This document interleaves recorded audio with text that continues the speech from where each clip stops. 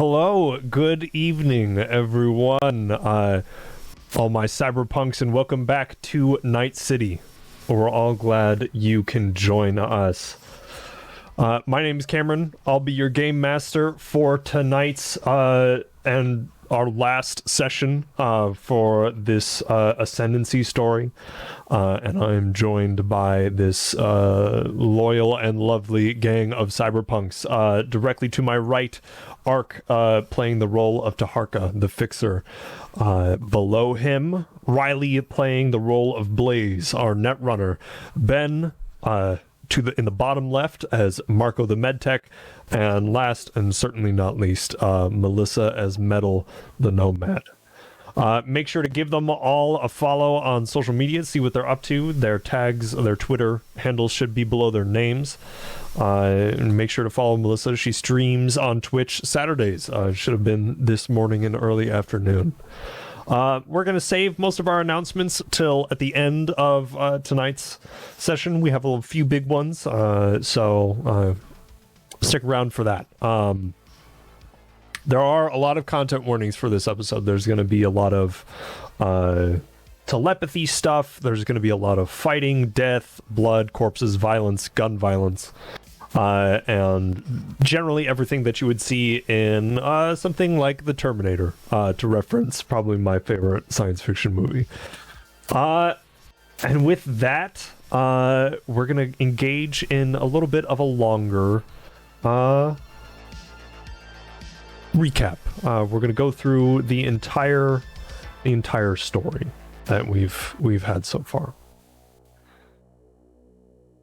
So we started off our story primarily with introducing each cyberpunk, going through their story and how they found their way into Night City.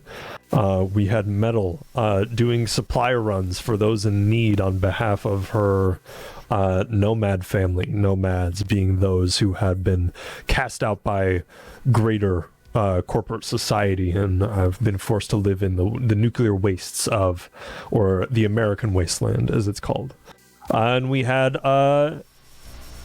Marco, our new city slicker from Kansas City, who made his way out to Night City to start a new life. The two of them met up and started to find their way through Night City together.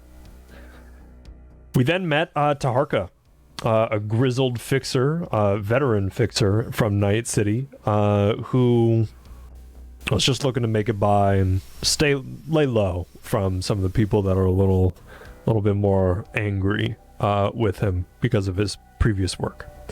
Then we met Riley, the up-and-coming streamer. When we met Blaze, played by Riley, the up-and-coming streamer and netrunner hacker, who was perfectly content to live out her life playing games and shaking down the small corporate entity every once in a while. Then each of them kind of got a wrench thrown in their system. They were offered a job in a bar at the top of a skyscraper, and they were caught in the crossfire between a revolutionary hitman and a science experiment, and they were splashed with a chemical that they came to learn as the ooze.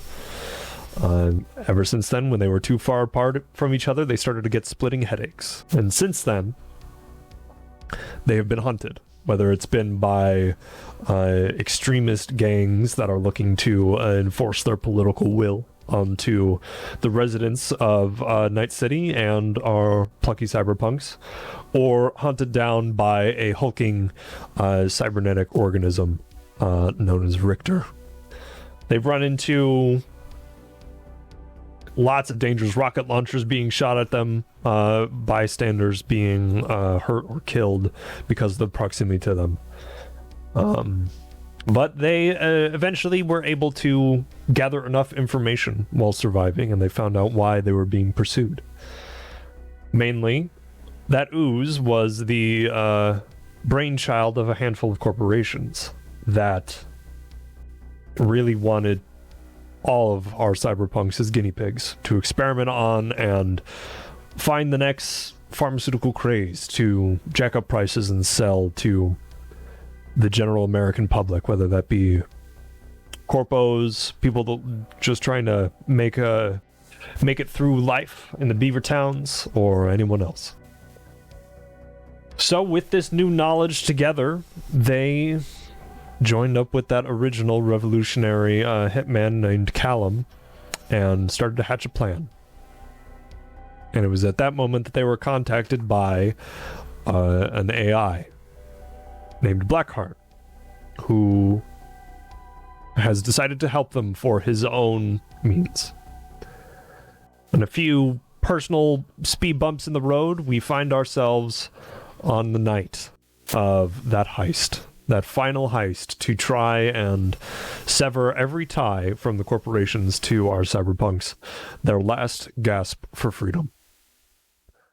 The camera will swing down over the nighttime Night City landscape, the bright neon lights, all of the skyscrapers, the busy streets, people going to their night shift jobs, going out to clubs to have a good time, and all the various sorts of entertainment that is found in Night City. The camera shoots down a street, and we find ourselves in a surprisingly dusty and beat up car. It looks like it's seen the worst of the American wasteland, but with its new upgrades, almost sounds like it's not running at all. The camera shoots into the car, and we see our 4 cyberpunks. But we focus on the driver first. Melissa, why don't you describe for us what Metal looks like, and I'll ask you a few questions after that. So Metal has big curly hair on one side, and on the other side it looks like a circuit board here. And she usually wears like Hawaiian shirts or just any type of collared shirt, some baggy pants and boots, and yeah. So how's Metal feeling on the eve, going into a veritable hornet's nest of things? How's she feeling? Mostly nervous, trying not to really think about it and just do the job she's been tasked with, which is getting everybody where they need to go, and then hopefully they can handle most of what needs to happen once we get there. Yeah. So what would you say is the predominant emotion that Metal is feeling right now? Nerves? Nerves for sure, yeah. Okay. Worry, probably. Yeah. So as we watch Metal kind of tighten her grip on the steering wheel that we've seen used as a weapon, detached from its housing and everything, the camera would see a wealth of experience and knowledge in Metal's eyes as she sits and girds herself for things. And the camera would then pan to whoever is in the front seat. Does anyone want to take the spot, or am I putting you there? Yeah. I would say Marco. You're in the front seat. So Ben, tell us what Marco looks like.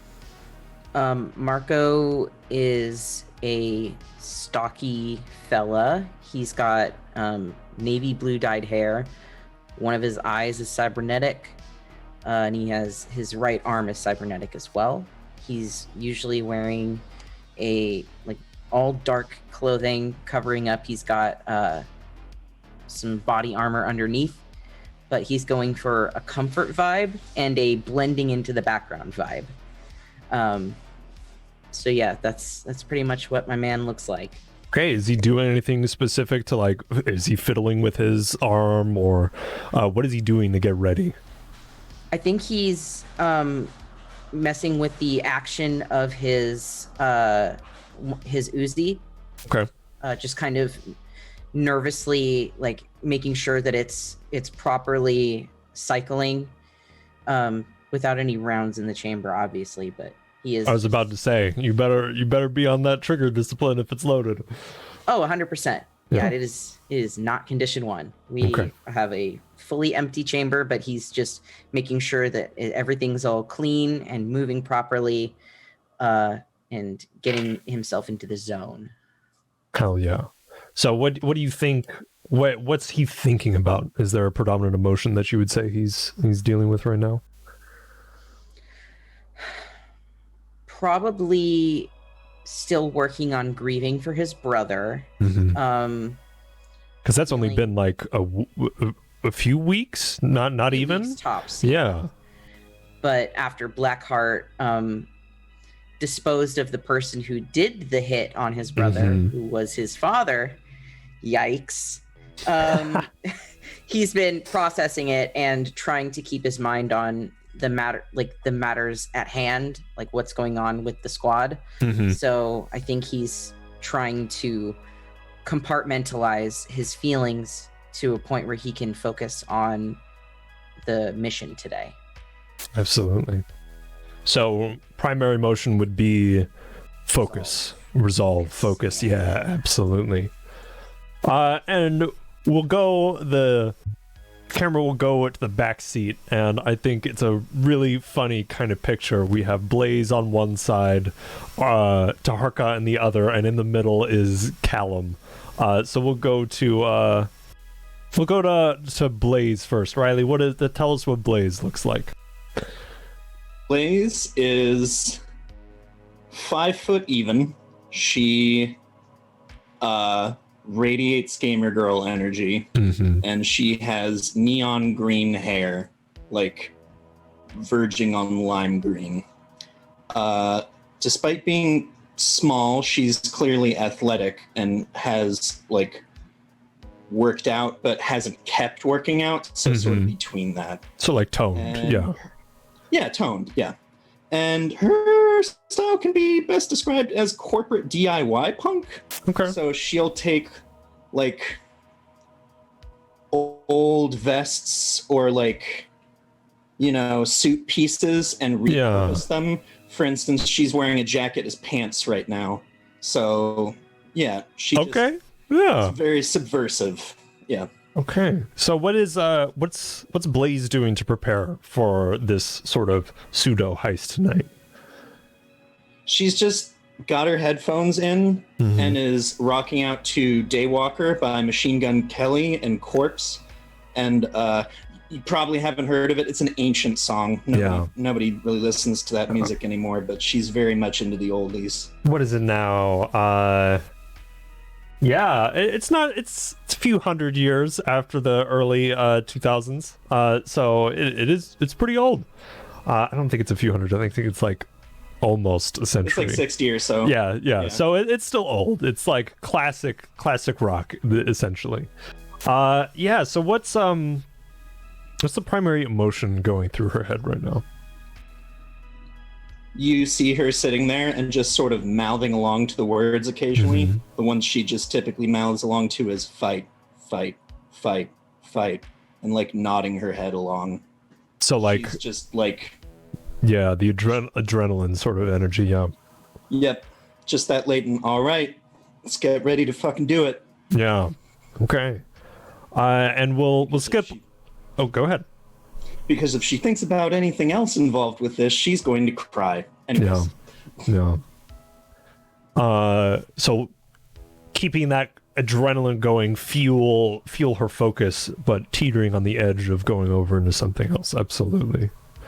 And finally, we'll skip over Callum as the camera pans, and we just watch this absolutely insane looking person with sunglasses in the middle of the night, gun-slicked hair, gunmetal colored and slicked hair pushed over the side in a mohawk, and just got a bullet in his mouth and is just doing something with a gun. And we'll go right over to Taharka. Ark. What does Taharka look like? Taharka is... it's got a couple of bullet holes where Richter sent his regards, unfortunately. We haven't had time to do much when it comes to repairing that, but he's otherwise in a hoodie-style light jacket. He keeps it usually pretty dark. Nondescript. Definitely not somebody to draw too much attention to himself. His shades are not on, but they are hanging from his neck. Does he have like glasses holders for his sunglasses? He does it old 80s movie style where he just Okay. Yeah. grabs it, tucks it in there. Yeah, right there. Absolutely. Prime Night at the Roxbury. Wish everything was as fun, but it's not. All right. So, is there anything that he's doing to get ready for this? He's taking inventory of where everything he has is. He taps his left pocket, lefty loosey, his brass knuckles. Taps his right pocket to make sure everything's in there, righty tighty. His pistol. He reaches back to just kind of gently graze the sniper rifle that he picked up, the old one that he so lovingly nicknamed No Eye Deer. And he's kind of just sitting with the EMP grenade in his hand, and has decided he'll call that one specifically for Richter. From Taharka with love. Oh, absolutely. So, go ahead, keep going. He just likes to nickname his weapons. For him, it kind of helps him take some of the edge off of what would otherwise be a not fun situation at all. Yeah, of course. So, what is there a primary emotion that he's feeling? What's he thinking? He is trying to pretend like none of this is happening and failing horribly. There's a lot of denial, a lot of feeling like he's made the last mistake he can make, that there isn't any more time. And most of all, he's looking towards finding that one moment where he's needed more than anything else. And he's just focusing on what that could be. Yeah, absolutely. So, got that kind of almost 1,000-mile stare from Taharka, just trying to get that focus, trying to hone in on doing his best in this almost impossible task. And with all of your connections that you've experimented with the past few days, there's a moment where, even though you've all turned it off and you know how to handle those, it kind of seeps through and you start to see and feel what the rest of you are feeling. You can almost, if Marco looks out the window, Marco can almost feel the sensations that Taharka is going through, and Blaze and Metal. You can almost feel each other's presence so close to you. There's that void of Callum that eventually I'd say Taharka would look over and just see Callum fiddling with a big, heavy ammunition drum magazine that you didn't see before. A lot more bullets than you were expecting to be carrying. But he just kind of pops it into what looks like a sawed-off machine gun and just tucks it into his coat. And it's at that point that you all, with Metal at the wheel, you start to pull into Corporate Plaza. And we'll go into a kind of Ocean's 11 sort of style, where beforehand, in the bunker of the Cat Cafe with Callum, you discussed on how to approach this. So he gave you a few ideas of. He gave you 4 ideas, and he said these are suggestions, but it's your rodeo. He said you could go into the parking garage, like normal, just drive in. It'd be pretty easy. It'd have only one or two ways out, but you're in a lot easier. go through the front door, really nonchalant, talk to the receptionist, do whatever you need to get in, and find out where the data core is. Third option, drive right through the front door. It's probably a big glass corporate facade of a giant skyscraper, so it's breakable. And then go in guns blazing. And then the fourth one was find the loading dock and sneak in. But those are his options. If any of you have options, that's what we're going with. So what's everyone feeling on how to get into this skyscraper? I think Metal prefers loading dock, sneak status. Okay. Also, were we going to try to trick Richter into going somewhere else first? Yeah, Blackheart is on that. Yes, okay. Because Blackheart told you about Richter's olfactory senses and how he hunted you beforehand. So Blackheart said that he would drag Richter's attention to the skyscraper across the street, which is the military contractor. I'm forgetting the name. I have it in my notes. Give me one moment. I do not. Large military contractor across the street. And which will, because all these corporations are kind of tied into each other with this, with both the Ooze and the keeping Blackheart and the rest of the Cabal under their heel, it would be probably take a lot of fire off of your back. Mm-hmm.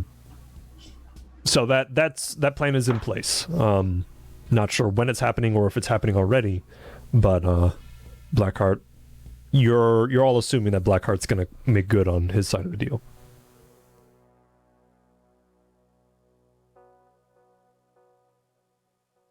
So, does it sound like everyone wants to go with the try and sneak through the loading dock? I think that makes the most sense. Okay. Yeah. Not too fancy on finding out just how good the security is, if I can help it. Mm-hmm. Because the bandages from this morning, right, Marco? Definitely bandaged me up one more time this morning. Oh, yeah. Natch. Absolutely. Great. I need that hit point. So some of us don't have them all. Yeah, not looking forward to that in the slightest. Yeah. Okay. So, Metal, why don't you go ahead and roll me a land vehicle tech roll. Now, it should be a drive land vehicle roll in your control skills. And for everyone watching, this is a D10 system. So Metal will take her D10 and will find the appropriate skill and attribute and add them to whatever she rolls.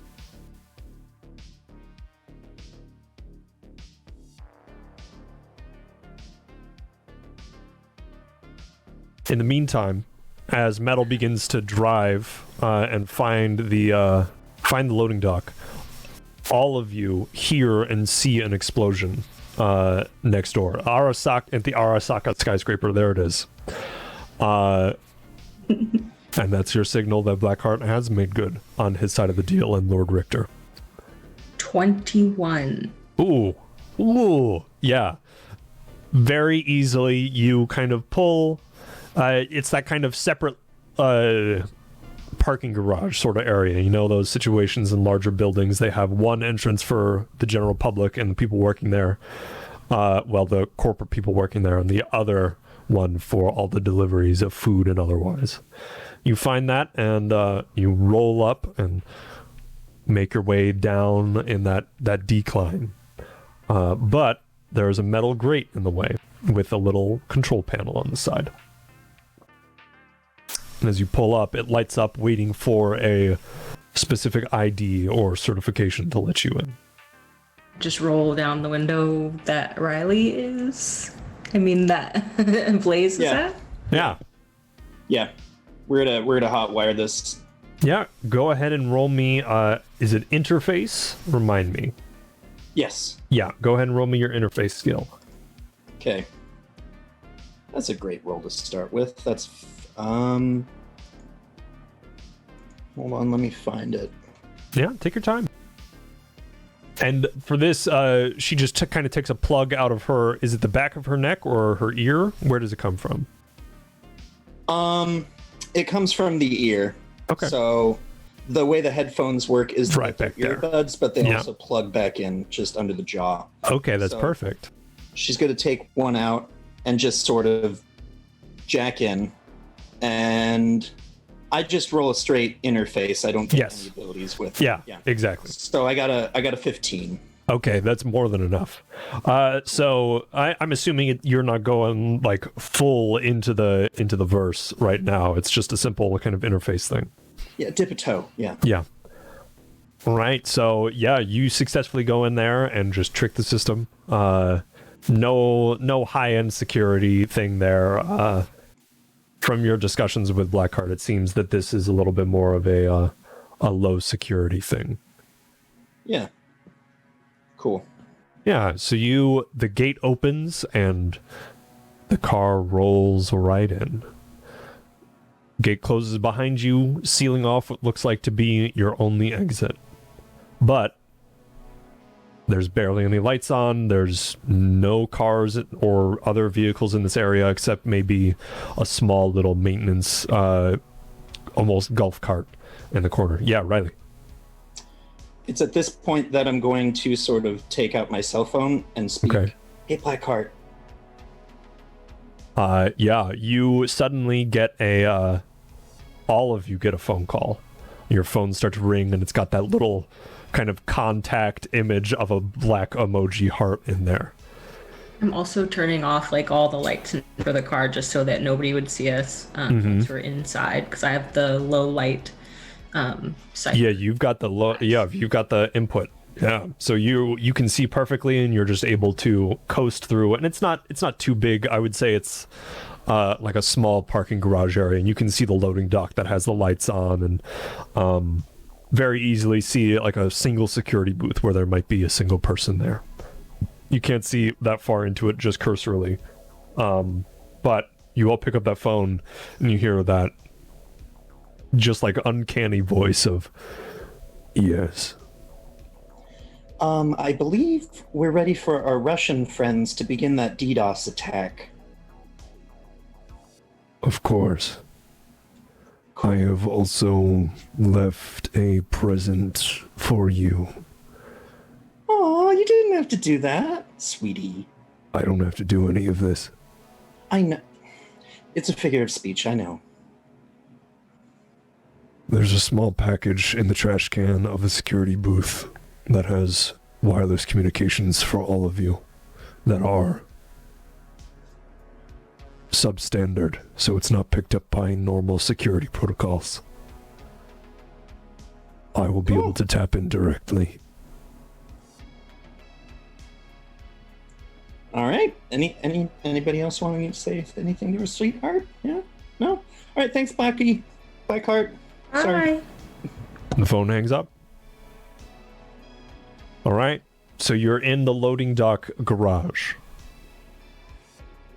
You can see up on that the platform, there's the kind of gate where more supplies can be ferried through on trolleys and other robots.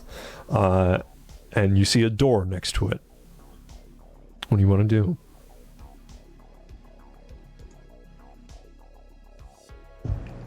So where did he say the trash can was? It's further in? Inside the security booth that's up on top of there. It's like one of those, the parking garage security booths where there's just one of those one night shift guards sitting there minding their own time. It looks like one of those, but it's unclear if there's anyone in there right now.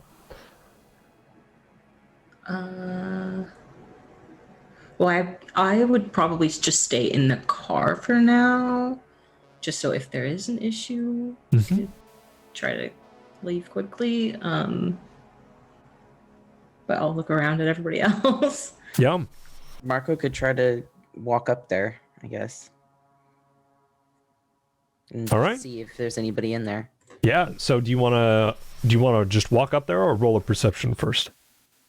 Perception probably. Yeah. Go ahead and roll me your perception as you kind of open the door to peek out and get a better look. That's a 21. Okay. Yeah. You do see that there is a guard slumped back in a chair.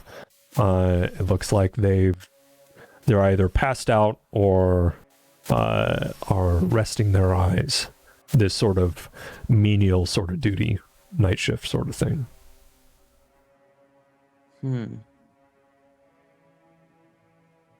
Marco will turn to like the squad and be like, okay, so there is a guard in there, possibly asleep.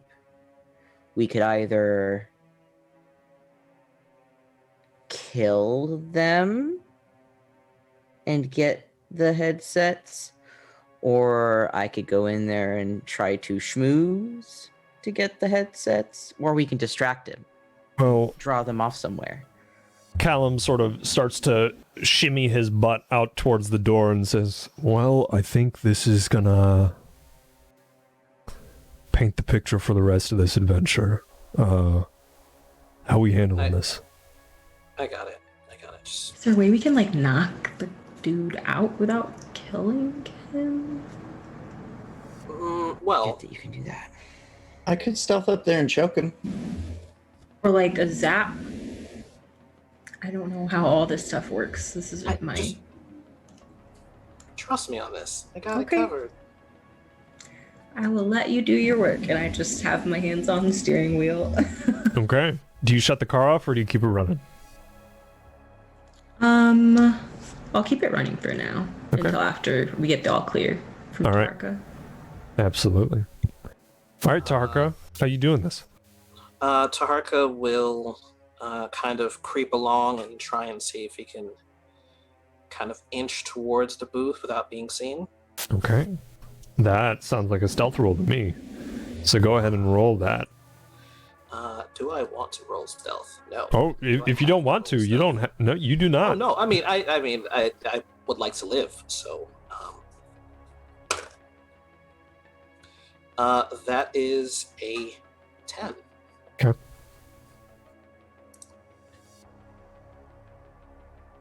Yeah, you're experienced with blending in plain sight, so you just kind of put your one shoulder to the concrete wall and walk along it, and eventually climb up that little lip onto the loading platform. And you are standing, I'd say, about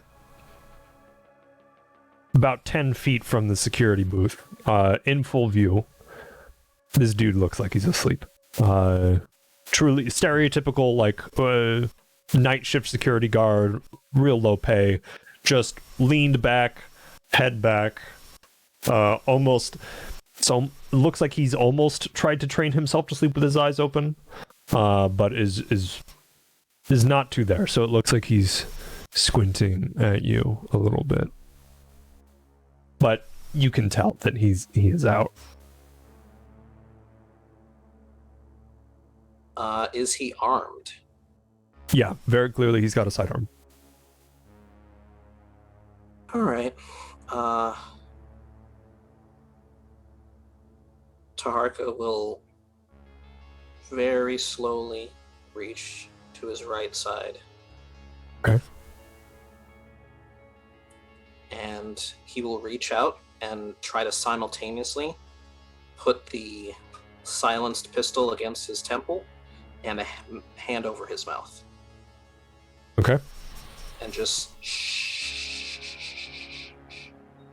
Oh, you're gonna wake him up. Okay. Yeah. You do, and he groggily just pops his eyes open, just... It's okay. It's okay. It's okay. Hi. You've won the lottery today. See, I flipped a coin on my way over here while you were clearly not doing your job. Now, one of two things is going to happen. Either I report this to your superiors for you doing a terrible job Or you're off for the rest of the evening, no pay.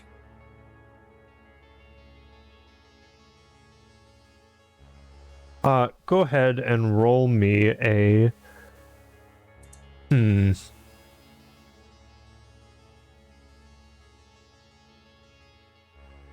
It's not... You're not bribing him. I would say this is persuasion. It's, yeah. Go ahead and roll me a persuasion. That is something I'm much better at. And the dice agree. That is a 22. Wow. Yeah, this dude just... You still have your hand over his mouth, and it looks like he's been on the night shift for a while. He's a pretty pale white dude, alabaster skin tone. He definitely got extremely red as you woke him up, as the blood just rushed to him. And he puts his hands up. And...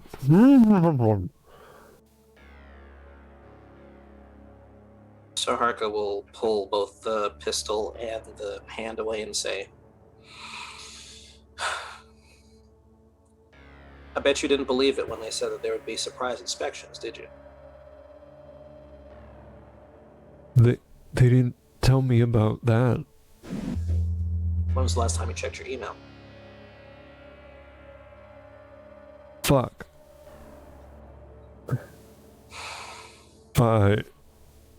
You do understand that if someone was up to no good and wanted to blow up the building, they could have just walked right past you. You know that, right? Well, there's the gate. The gate? Yeah. You gotta take my sidearm if you're trying to do this, though. Because if you move away or anything, I gotta save face. I can't just let you go. I gotta pull on you, you know?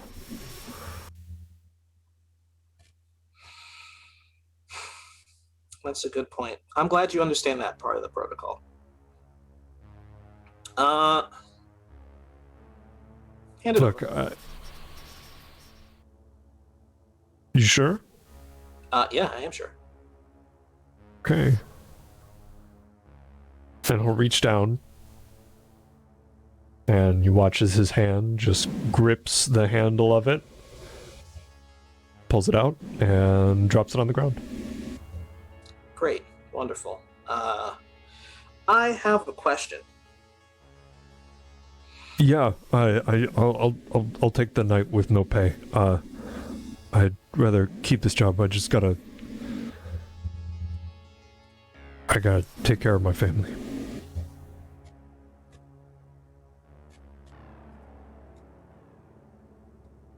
Give me the badge, too.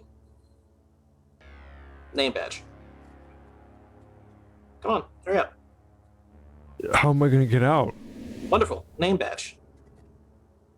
Okay. He'll take it off and hand it to you. Tarka takes a look at it, commits the name to memory, hands it back to him. Great. Glad we could do this. Oh, by the way, how's your health insurance? What?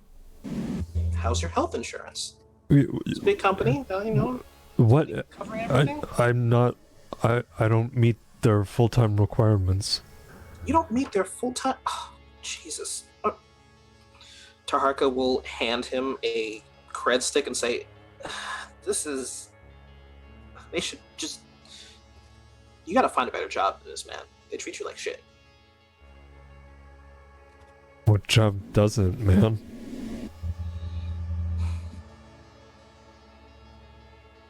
That's a good point. Come on, get out of here before I have to kill you. Yeah. And he just kind of shoes off and hops on a little moped that you didn't see in the corner of the garage, and starts it up, and it putts away outside through the exit gate. And at that, Callum emerges from the shadows, hops up onto the gate, onto the loading dock, and gives the thumbs up to everyone else in the crew. Taraka will then pick up his phone and say, hey, Blackheart. Your phone rings, and you pick up the call. Yes. Can you do me a favor? That guy that just left, can you make sure his phone is on the fritz for the rest of the evening? Just to be on the safe side. It has been disabled. Great. If he doesn't talk too much in like a week or two, send him some money.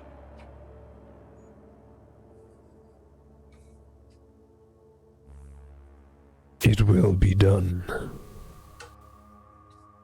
Thank you. All right, let's get this show on the road, people. I think Blaze is going to talk to Metal for a moment and just be like, should we park it so that the car is already facing on the way we need to get out? Like in a Definitely. direction? So the door that we came in, was there another access point like to have to hack into in order to get out again? It looks like it's just hit the button and the exit door opens. There's another gate that you didn't find that is the exit one. Oh, okay. So it will just open on our way. Yeah. It's Okay. kind of similar thing to any standard parking garage. It's just you come in, you got to pay, but as you go out, it just opens for you. That kind of thing. Okay. Then yes, we will park facing that direction so that I can quickly go there. Okay. All right. So you park and make sure that everything is all set up and ready to go. Mm-hmm. All right. What's next? Are you all is Metal going with everyone to head inside the building? I think I will for a while. I'll head with them at first, and then once they kind of get where they're going, I'll start heading back. Okay. Maybe like once I think it's maybe the halfway point, or once Blackheart kind of gives me the signal, I guess. Yeah. Okay. Very cool. Blaze is going to go to the wireless headset package. Yeah. So it looks like 4 very small little capsule pills. And there's a little rolled up thing of instructions. It looks like that was printed out of a very old school, like pre-21st century printer that says, put pill into your ear.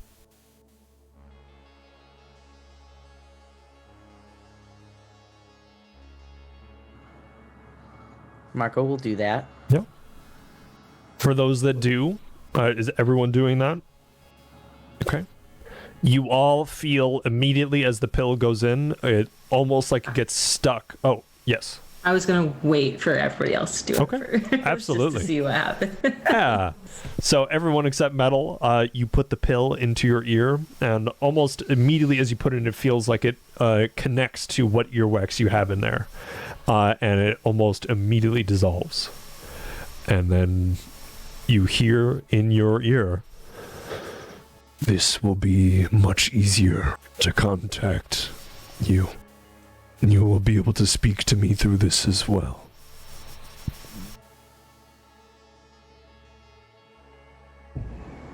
So I'll ask them what it does, how it works. We can hear Blackheart now. It's creepy, but effective. Like it just, what is it? Like you just. Oh, it just dissolves, yeah. How do we get it out? Water. How do we get it out, Blackheart? Water. Oh, water, he said. Wash your ears. Okay. So then Metal will do it too. Yeah, it's that same kind of like, you know, that feeling of like putting a Q-tip in your ear, which you're not supposed to do. It almost feels like that for a moment, and then it's almost like there's no feeling at all. All right. So you're all now wirelessly connected to each other and Blackheart. Callum also pops one into his ear.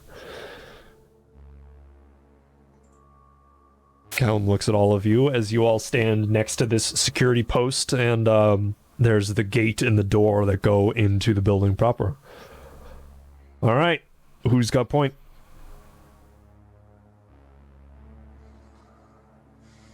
We gotta find this data core and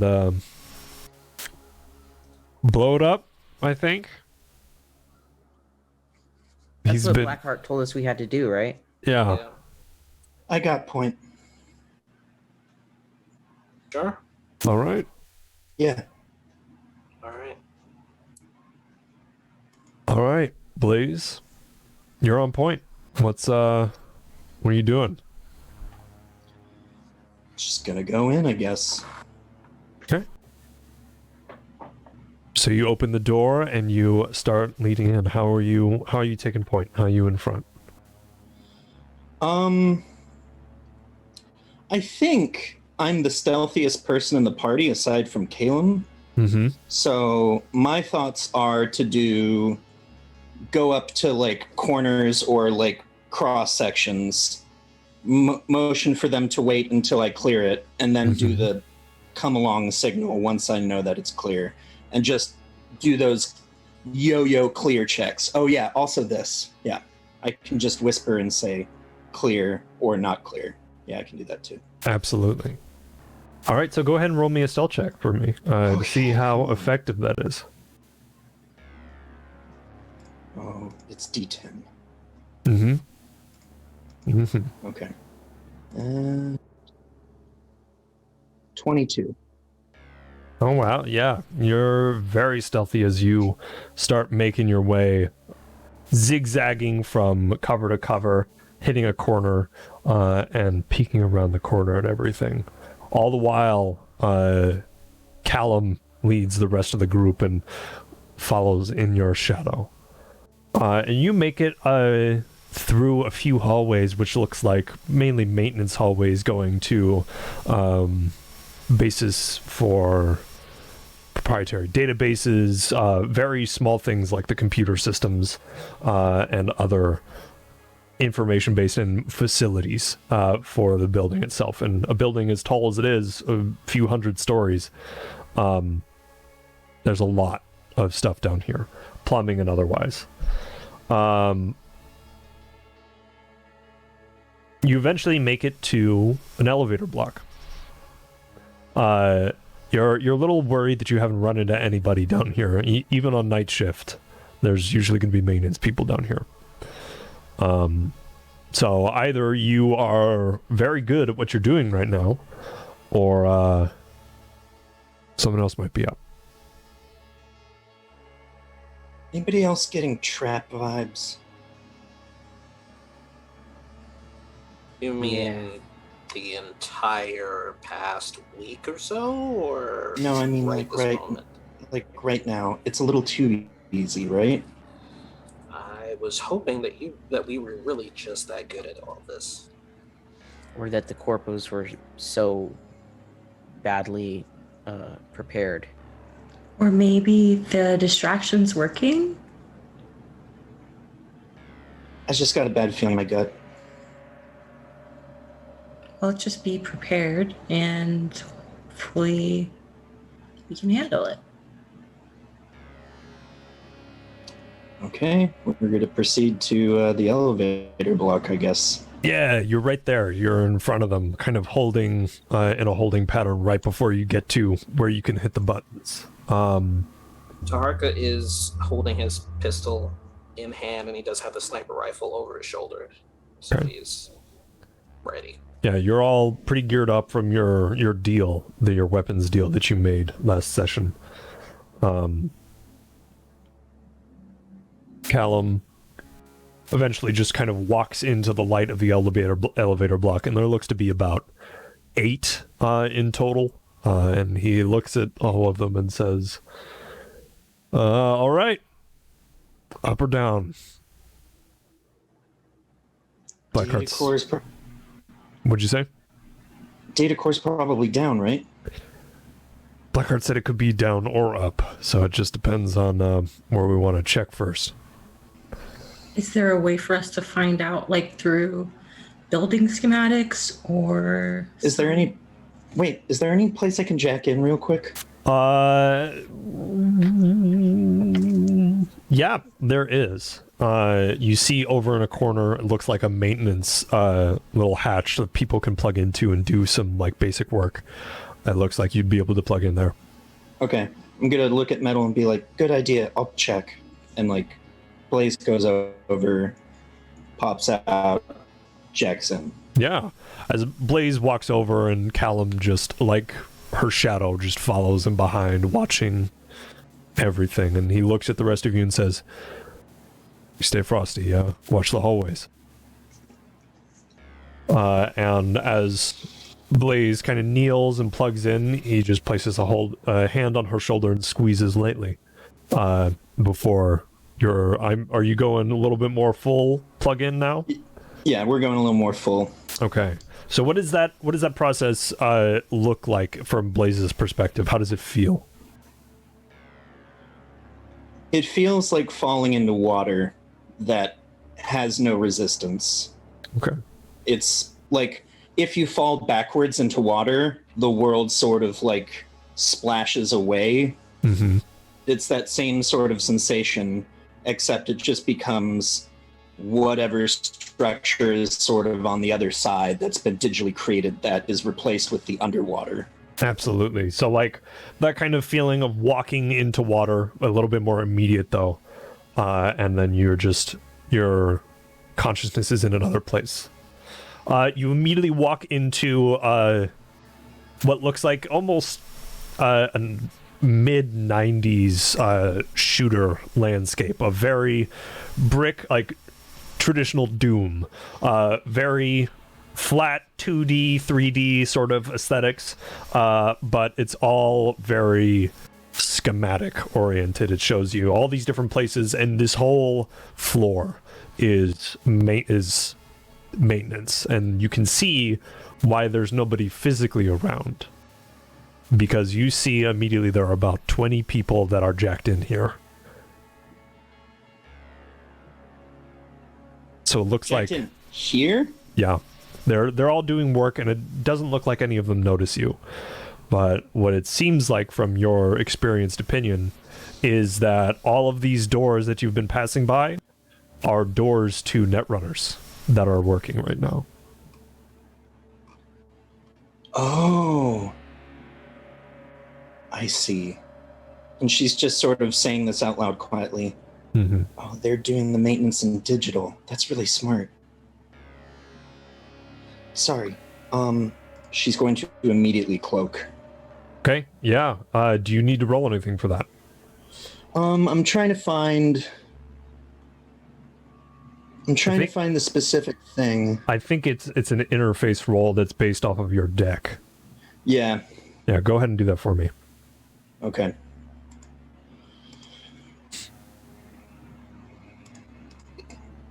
Do I have a deck rating? You should have gotten that with your recent upgrades. Oh, God. I'm going to pull up my notes because I wrote everything I actually down. didn't check that. That's like the one part I didn't do. No Sorry. worries. You're all good. I wrote down all the stuff you gave me. You've got a deck rating of 6. Okay. So 22 again. There you go. Oh wait, no, you don't need to do that. Okay. So it's just your interface level plus 1d10. So you're all so 16. do that. There you go. Okay. Yeah, no, that's pretty fucking good. Cool. I'm pretty fucking happy about that. Hell yeah. So yeah, you immediately just feel that that cloak shimmer over you, almost like it's that cloaking noise from World of Warcraft for the rogues that just and you are for all intents and purposes invisible in the net space right now. Okay. All right. Where's the power drawing to? That's going to be the data cores.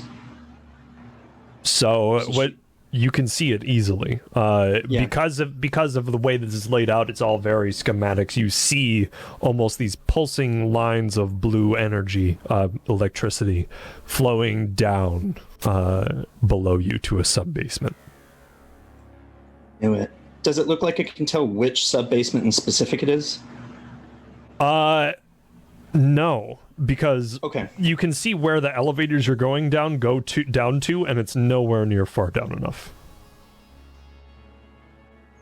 It's nowhere near far down, and it's from what slower than this access point. From what you remember of what Blackheart said, is that this building is a patsy building. It's meant to divert attention. This is supposedly like a very big information tech corporation, but it's a front for the housing and the operation of the Cabal, the conglomeration of essentially new sentient life in these artificial intelligence. And so a lot of the things to deal with them are very secretive. So wherever R&D is for the Cabal, where their data core would be stored in this situation, is very well hidden. But it's below us. Yeah. Okay. I'm going to just jack out then. Okay. You pulled your plug, and you come back into the world. And does that feel jarring at all, going from that sort of digital space back into the meat space? It did at first, but like she's so used to it, it's like she's a pro swimmer at this point. Okay. Like, there's not really a distinction between being in the water and being outside of the water. If that makes sense. Absolutely. So just like an Olympic swimmer just pulling themselves out of the water, not a problem at all. Yeah. Or even better, a scuba diver coming up from resisting the bends, that kind of thing. Good job, me. That was a good one. Yeah, so you come out and no one's looking at you. All of your squad mates are watching places for movement. Okay, the data cores are stored on dead floors below the main access points. I think we're going to have to find some hidden thing to get into that level, because I think R&D's off-grid. So the elevators don't work? The elevators can take us down, but the data cores are stored in a place we can't necessarily access even below that. All right, so it's a rabbit hunt. Yeah. Cool. Well, you know how they find rabbits during a hunt. They flush them out. So I don't know if there's anything we can do about that. Were there people in the area where you said the data core is being kept? Did I see any, really? You couldn't see that far. You only were able to see where the power was going to. Exactly. Okay. Yeah. I couldn't tell, but we should be very careful because there are netrunners behind all of the doors on the maintenance level. So, yeah. That had like one or two? Or... about 2 dozen. Okay, cool. Great. All right. Thanks for that. Yeah, no problem. So are we taking the elevators down as far as we can go and then trying to find a way to get further down? It's I mean, that's one way to do it. It also might be the case that there's a central access point on an upper level that may go down in a way. Do you know what I mean? So we might have to go up to find a way to go down. Like a dumbwaiter? Yeah. How would we find this out? How would we find out where to, like, there's so many floors. Mm-hmm. Well, I kind of like Marco's idea. finding the rabbit, flushing him out. How do we flesh out a data core? I brought some big guns. I can go make a nuisance, and then you'll see where defenses get heightened up or anything like Then that. we have to get through those defenses. We got guns and an EMP. Hey, that is a gift for a very special friend of mine. Thank I you. think we have 2. You do have to. I You have 1, and I Understand. think I have 1. yes, but I need you to understand. If I miss, I don't want to die. Yeah. So if we can hang on to those for when the unstoppable machine eventually, inevitably keeps going, that's just. Besides, there's got to be a better way than you pointing a big "shoot me" sign at you. Yes, I agree. I don't think alerting everyone to our presence immediately is the best idea. All right. This is just what I know I'm good at. Sorry. Yeah, and I appreciate the suggestion. Let's open it to the rest of the floor. Any other ideas?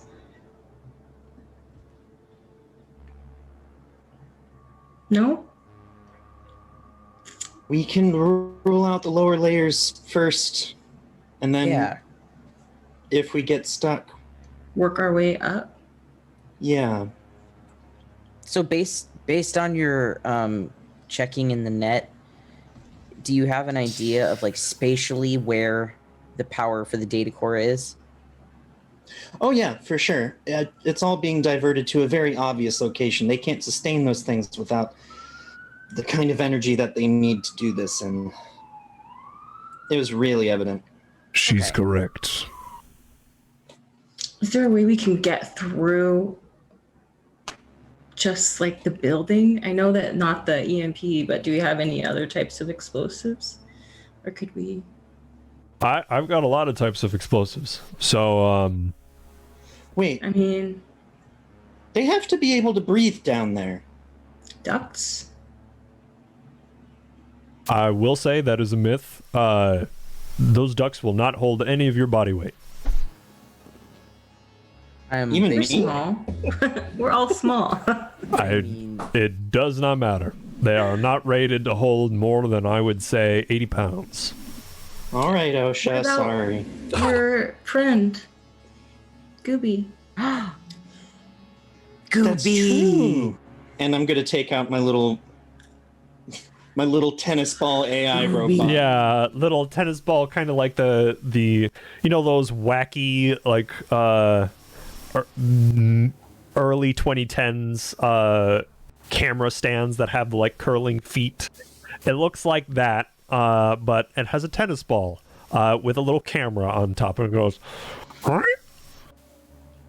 Gooby, I need you to go find us an access point. And she's Huh? going to explain, sort of, like, in very simple terms, what they're looking for, which is for him to go through, use his Mhm. little rotocopters, go in, and Okay. try to locate an access point that people are using. Now, be careful. I painted you this color for a reason, but I don't want to lose you, okay? Go ahead and roll an education for me. Oh, God. Can I help? Like, since I do tech stuff. Like, Yeah. Is there a way I can with this? I would say in explaining that's a pretty straightforward thing. So Riley, I would say you get to roll with advantage. Okay. Please roll good. Okay. Doesn't matter. I got 3s both times. It's 11. Okay. Gooby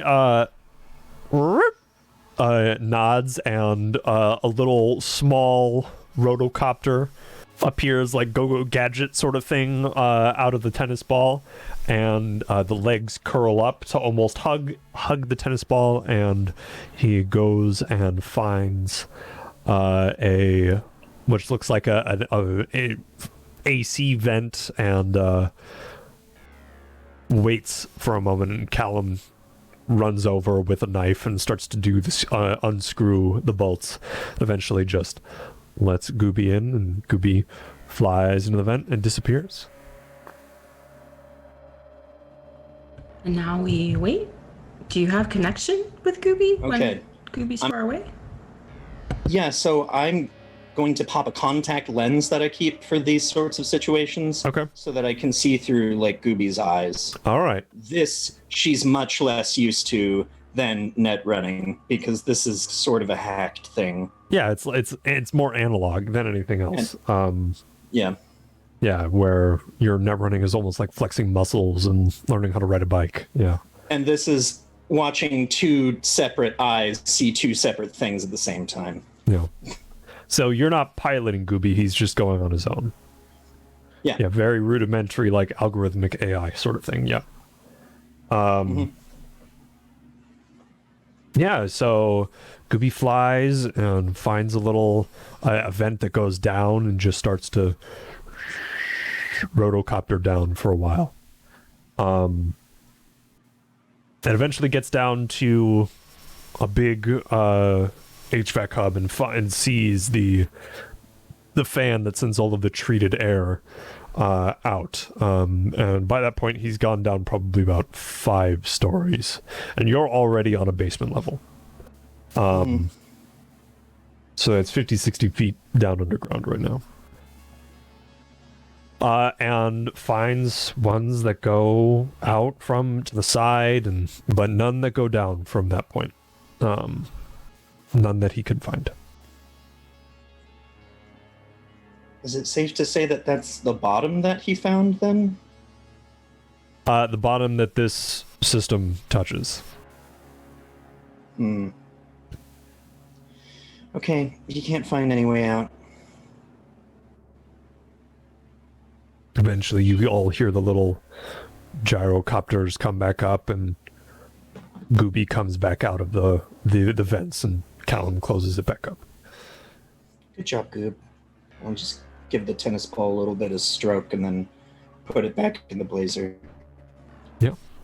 Sorry. It's a good thought. So All right. 5 floors down is as far as the air ducts go. Yeah, that's what Gooby saw. So if people have to access this place, it shouldn't be more than 5 ducts down. 5 Well, floors down. A building of this size is going to have multiple systems, multiple air systems. So, and especially if something's hidden, it's not going to be on standard blueprints. So it might be a separate system entirely that's kept in, or it could be a system that people don't have to enter. So Yeah, there's no it could treated air. Yeah.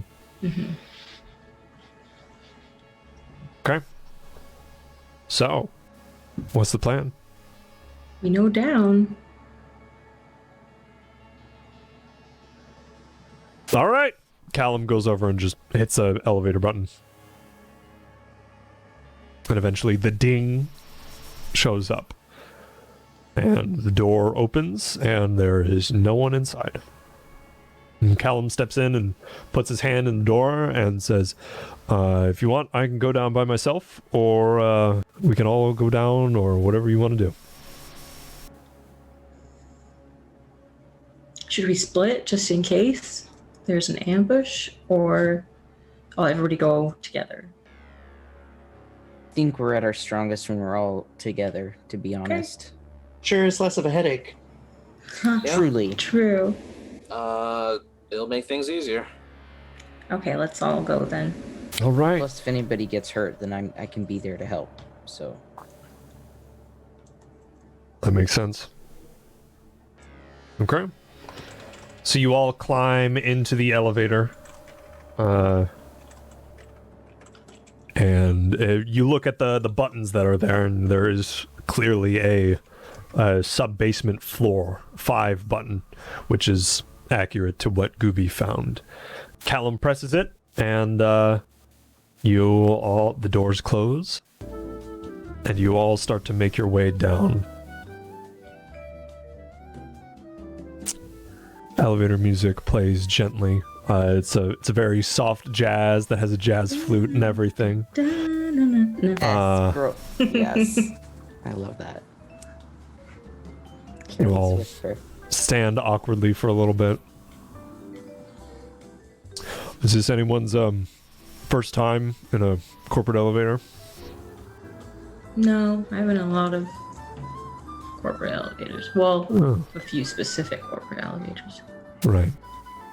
I was in this one time that had a champagne cooler below the buttons. It was really funny. Have you seen the ones that it cuts off the air supply to the elevator if there's somebody in it that's not supposed to be there, and they can fill it with whatever they want? Yeah. I was in one glass around it, very ostentatious, and they had a mechanism that they could cut the cables and just drop it. Those were like executive protection kind of things, so you were 300 some odd stories up. But yeah, some of them were really nice. Just really strange, you know? They spend all that money trying to keep people out, and they could just help people that would want the help back. I hate those elevators where they have the doors on both sides and you don't know which side's gonna which open, one's so gonna you're, like, open. looking the wrong way when it opens, and you look like a dummy. Yeah. It's always bad. Blaze is going to very quietly sort of just say to herself, I always wanted to be in my own Mass Effect 1 elevator convo. What? Whatever. Right, we're wireless. Never mind. No worries. Did you know that like most of the access points since like 2037 aren't on the ceiling of the elevator, but they're on the ground? It's really dangerous. They switched some coding, and it's cheaper to make it on the bottom of the elevator than it is to do it on the top, so they cut costs and everything like that. Well, anyway, it looks like we're showing up now, so.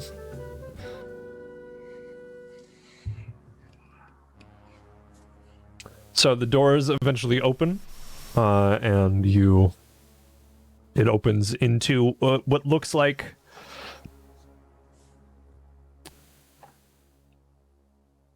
very poorly lit hallway with only a few doors. There's a light right as you get down into the elevator kind of area where all the other 8 elevators are, but this is the lowest it can go. And the hallway is just a straight hallway, and down on each end there's just a single door and only lights above the doorways.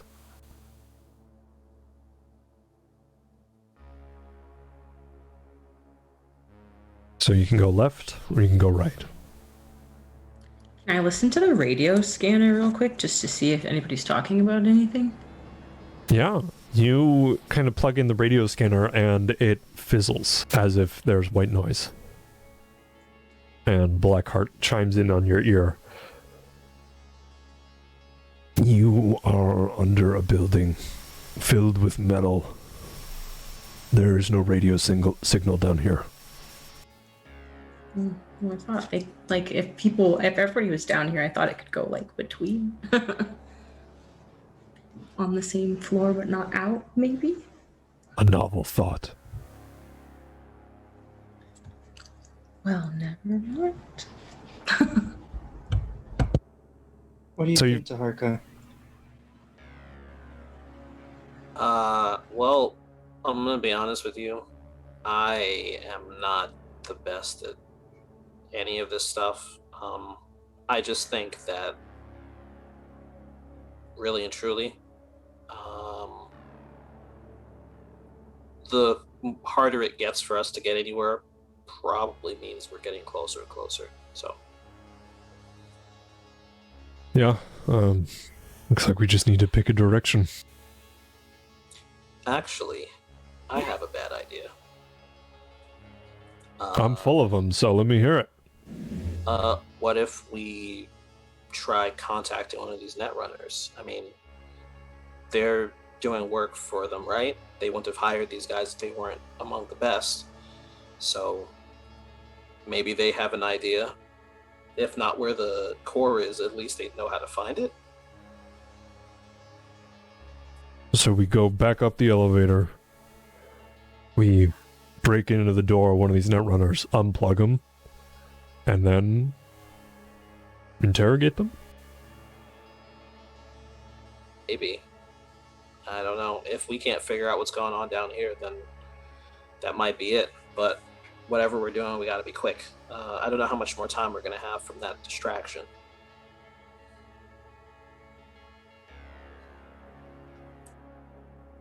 We gotta make a choice.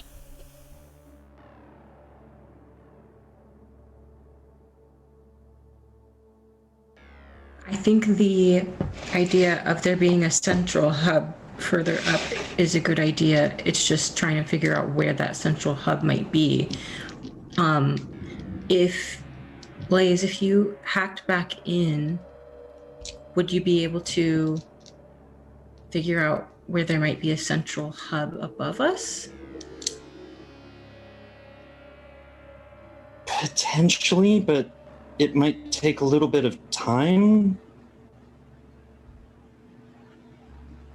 I feel like as of now, nobody really knows that we're here, so I feel like we're not necessarily on too big of a time clock until they're alerted to our presence. I'm just worried that if I plug back in, there's going to be potentially 24 netrunners who I might not be able to cloak as well in front of again. That was kind of really lucky. Okay. Well,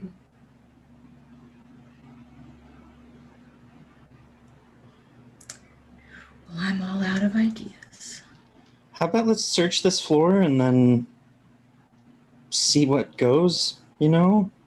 Maybe we can find a lead down here. Okay. All right. Good. I'll take point on this one, and Callum will just turn right and head down the hallway. Blaze will follow. Mm-hmm. And he'll eventually get up to the door and crouch down onto a knee and get his head close to the door.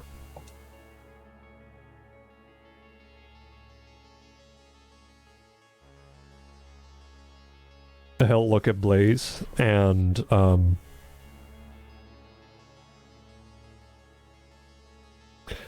without recognizing if Blaze knows it, start signing in American Sign Language and say Bogey's on the other side.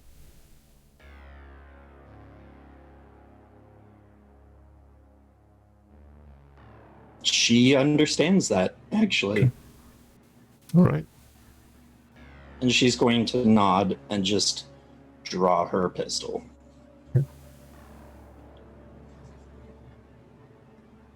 Taharka's going to try and kind of feel through the link. Okay. As to, like, whether or not he can kind of touch each of the other three people just to make sure. Yeah. The three of you feel Taharka's influence reach out to the three of you. What do you want to do? I'll allow it. Okay. Marco too? Complaints here. Okay. Yeah, no complaints. All right. Yeah, Taharka, you get in touch with the other three, and you can immediately feel everything that they're feeling. The sweat on their bodies, whether it's their hands, their back, or anything. The sort of tension that's running through everybody right now. And once he feels that, he'll try to not send the feeling of pain from his last 2 gunshot wounds. Mm-hmm. But otherwise, willingly transmit, any of the other senses that they may want to pick up on. Okay. Yeah, you feel the cool metal of Tarka's gun in his right hand. You feel the weight of Lefty Lucy in his pocket. And you feel, at the same time, for each of you, in that connection riding through each of you, the cool air of the AC start pumping out.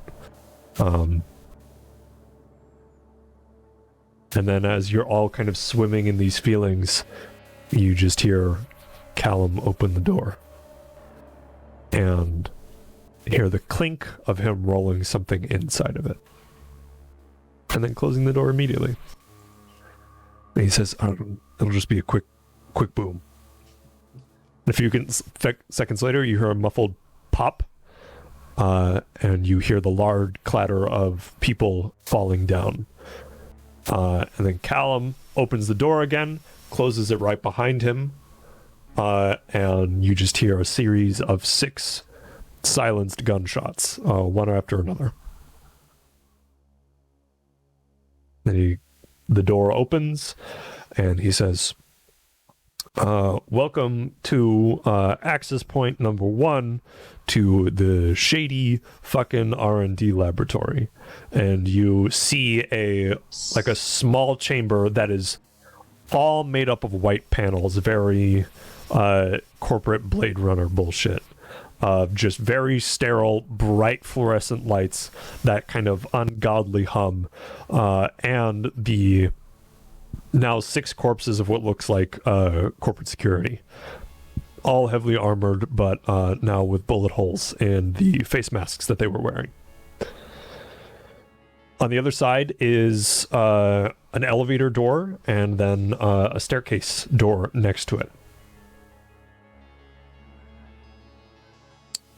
We're here. Well, that was easier than expected. Which is a bad sign. Marco. Yeah. You said that there's a staircase? Yeah, the staircase, doorway. Like the doorway to a stairwell. Okay. Wait, why is this a bad thing? Because it should be harder for us to access their R&D than just essentially... It was once, like, you got to think about this, right? They're protecting the next big thing in technology, in history, right? And we have thus far penetrated directly into that with no pushback. Oh, wait. Clear corridors, a room full of guys that were taken out with one pop. This is a trap. I mean, I am a professional. Give me a little bit of break. You're very professional, but this should have been hard for you, right? These were the guys that wanted to study us, right? So what should we do then? If we think this is a trap, then what's the next step? This is the only idea we have so far. We knew that this was going to be bad. Going into this thinking that it was going to be easy was... I didn't think it was going to be like this. So I'm ready for whatever shit gets thrown at us next. Brian? But yeah, these are the folks who wanted to study us. So they're probably hoping that we'll serve ourselves up on a silver platter. Cam, do you want to join us? We still have the goop, right? Callum has it, yeah. I'm still thinking about it. Thank you, though. I mean, it's probably not like now, like in the middle I'm just of the mission, thinking. it's probably bad. My only thought process here is, if we are captured, who's the non-vital person that they get rid of immediately? Well, they wouldn't know if I have it in me or otherwise. Okay, You just say that he does. If you want to pull that bluff. I'd rather just kill them all and get out of here. Yeah, same at this point. Kill 'em all Sure. it is. All right. Stairs feels like they have less control. Elevators is shutting off, you know. Mm-hmm. Yeah. Yeah. And a Maybe lot. we got our steps in today. Yeah. All right. I'll take point again. Callum will go, and as he opens the door into that empty concrete stairwell, that is where we will take our break for tonight. So we'll be back in at least 5 minutes, and we'll continue the story down into the R&D. We'll see you in just a bit. Thanks for tuning in. In the meantime, get some water. Go to the bathroom. Get a snack, and we'll see you soon.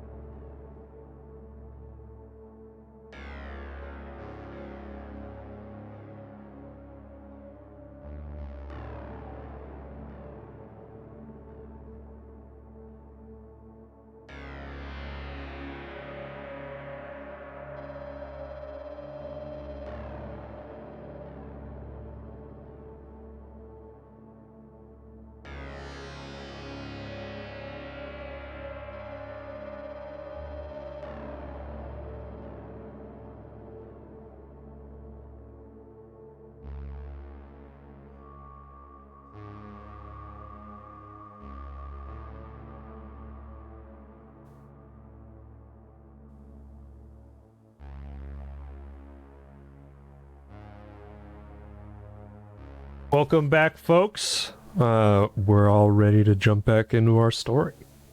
We left off as our plucky cyberpunks here had all jumped almost headfirst into their last-ditch heist at wiping their records and getting corporations off their backs. They've made it down into the beginning of the sub-basement into R&D for these corporations. And they're about to find out what's going on.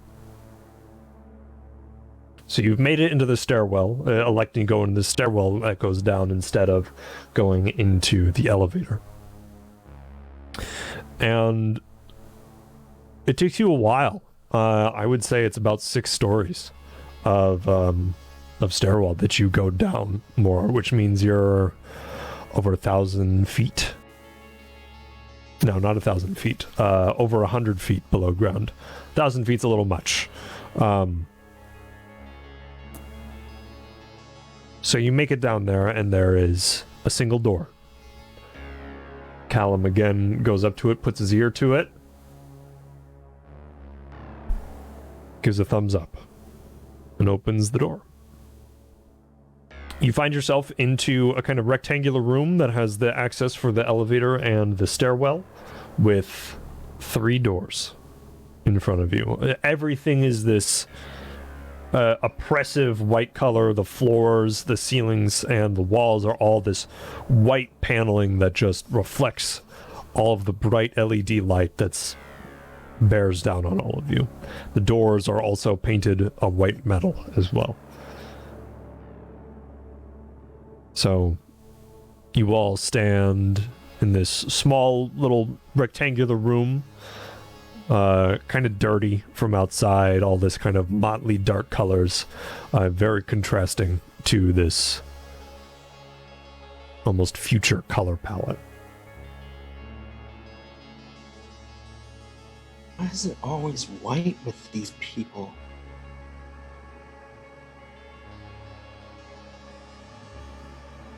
I don't know what to tell you.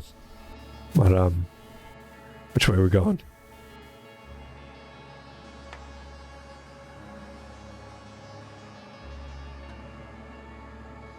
So how are the doors set up again? So it's a rectangular room, and there's 1 door on each wall Okay. as you come in from the elevator and the stairwell. Gotcha. Center? Center feels central. Yeah, let's do it. We can always backtrack and check other rooms. Yeah. Well. Yeah, we can do that. And Callum will go up and open that door. Are there any more vents in this area or no? Yes, there are vents that you can see. Maybe a Gooby mission again too could be interesting. If Gooby's up to it. Yeah, that would be. And Callum finishes opening the door. Except this looks like your future, I guess. And for those to look through the door and see in, it's a long, almost triage-looking hallway with a collection of about 20 beds, all with monitors set up and everything, and about half of the beds are occupied. And very clearly these people are hooked up to these monitoring systems and have essentially shackles on each of their limbs. They look like they haven't seen sunlight in months, like they've been fed through tubes. Are there any, like, orderlies? No, there isn't. But what you do see is you look up and there is a black glass dome that seems to be sitting on the ceiling. And you hear Blackheart in your ears. Don't worry. It's one of my siblings. that has connection to that observation. Okay. What was this? Marco is seeing all these people in being monitored medically, and he's going to gravitate towards the closest person and try to mentally reach out, like how it worked To them? Yeah, with Callum. Mm-hmm. Okay. To tell, because he has a feeling that these people are being observed after being exposed to ooze. Go ahead and roll me a luck. Luck is just a straight D10 with nothing else. Mm-hmm. Seven. And then you add your luck skill. Oh yeah, there's actually a luck skill. Mm-hmm. That is 13.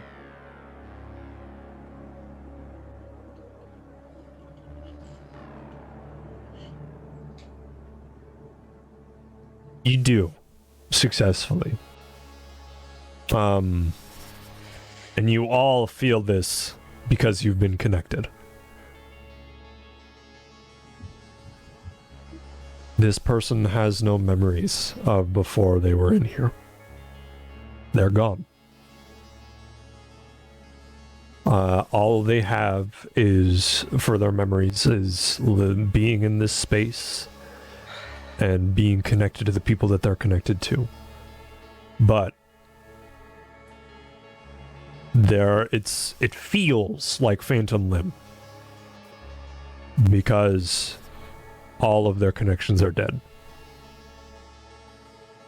So it's almost like you can feel that those people are still there, those three others, but there is nothing. And you feel this person like almost habitually reaching out, but not being able to do anything.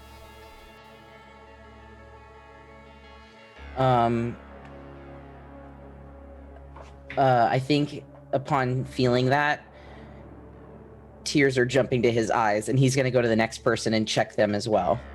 Yeah.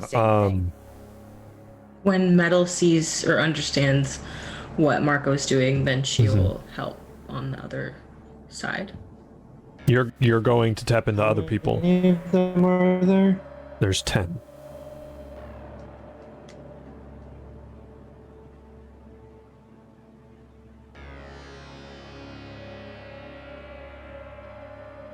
And there's 20 beds. Hey, 10 are empty.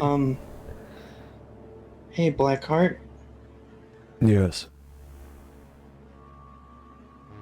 How many siblings do you have?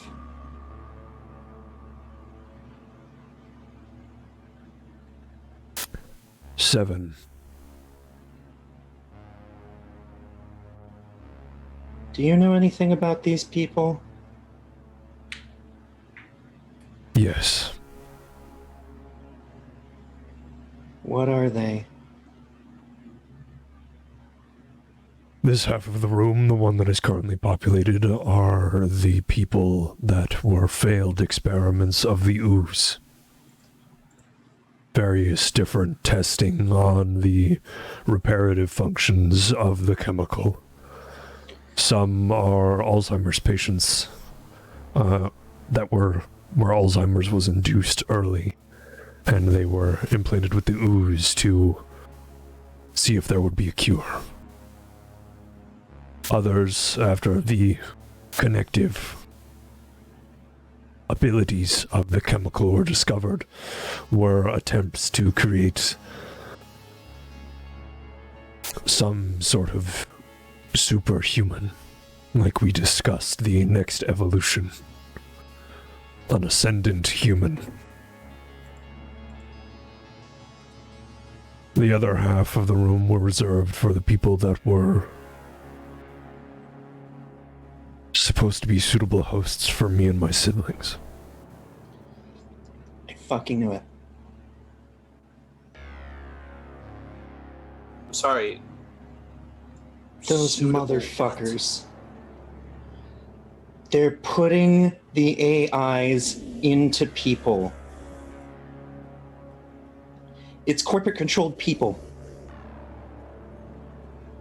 Precisely. If we destroy the data core, then the AI won't be corporate controlled anymore. Me and my siblings will be free. And they will have... bodies? No.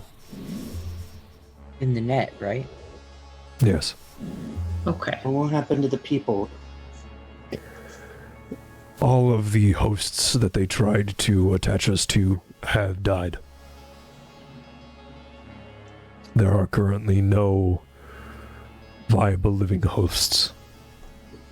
Well, that's a weird silver lining, but you know what? We'll take it, I guess. Wait. Unless... You mean to tell me that they... Oh, How would that even... What the hell? I don't know if we need to understand. no, they how. wanted us here. I think we just need to get. They out of wanted here. us here. What do you mean? Eventually they did. They... Wait, is that what this... We...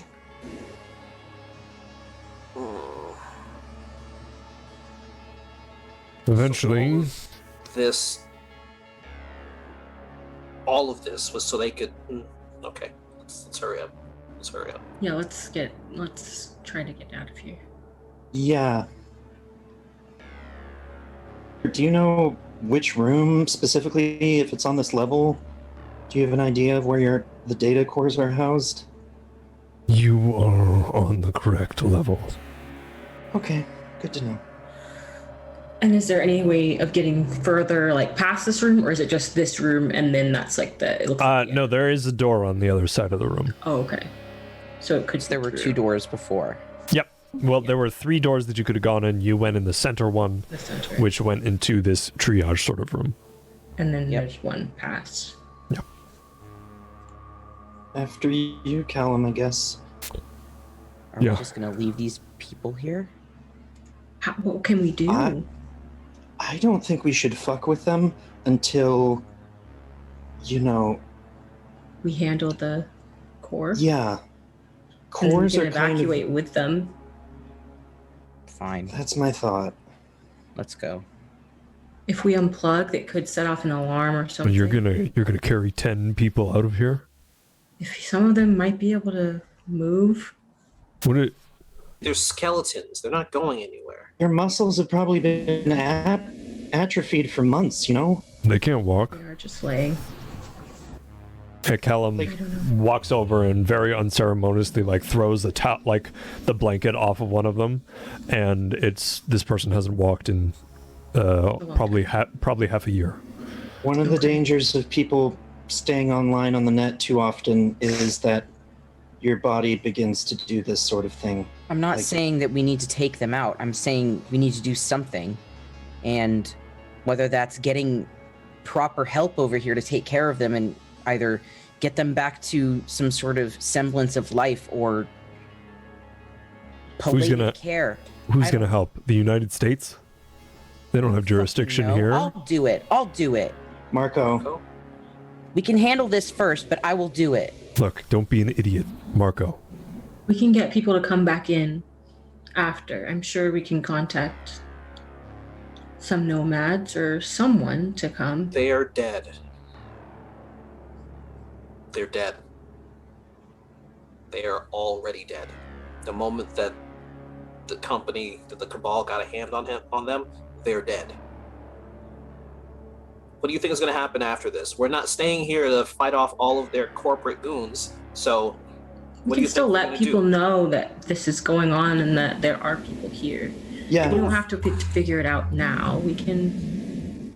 Blaze is They're going to gonna pull out. dispose of all of this the moment that we're gone. Blaze is going to pull out her cell and begin taking video, Okay.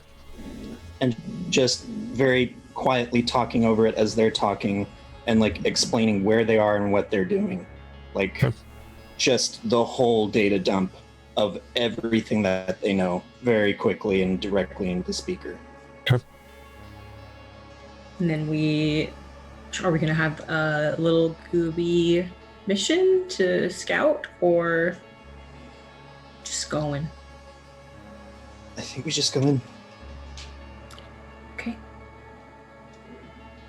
Callum nods and strides through the rest of the triage.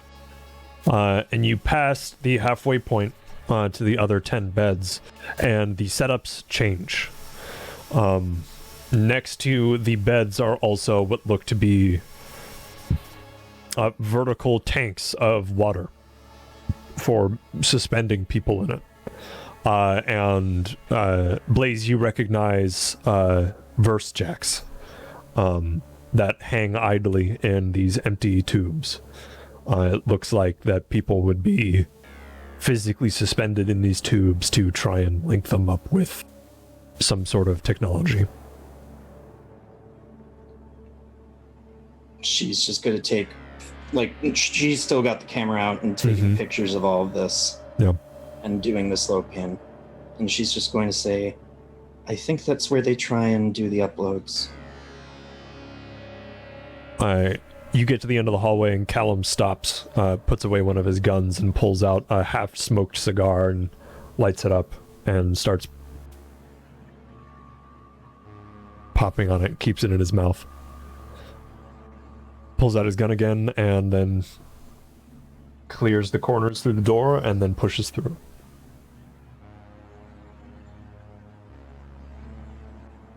You get to another, you get to a 4-way cross. So there's 3 hallways that you can go down. Everyone make a perception check for me real quick.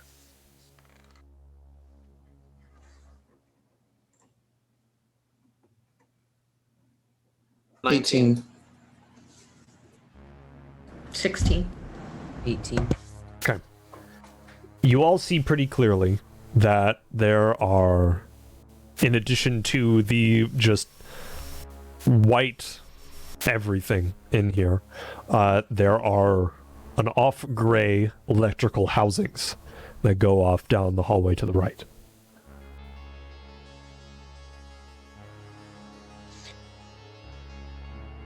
That Hey. would probably be the power lines. Sorry, what more? Yeah, Blaze, spatially, is this looking like the direction where you saw the power going? Yeah, does it look like? Yes. Yep, I think it's that one. Okay. Let's get this over with. All right.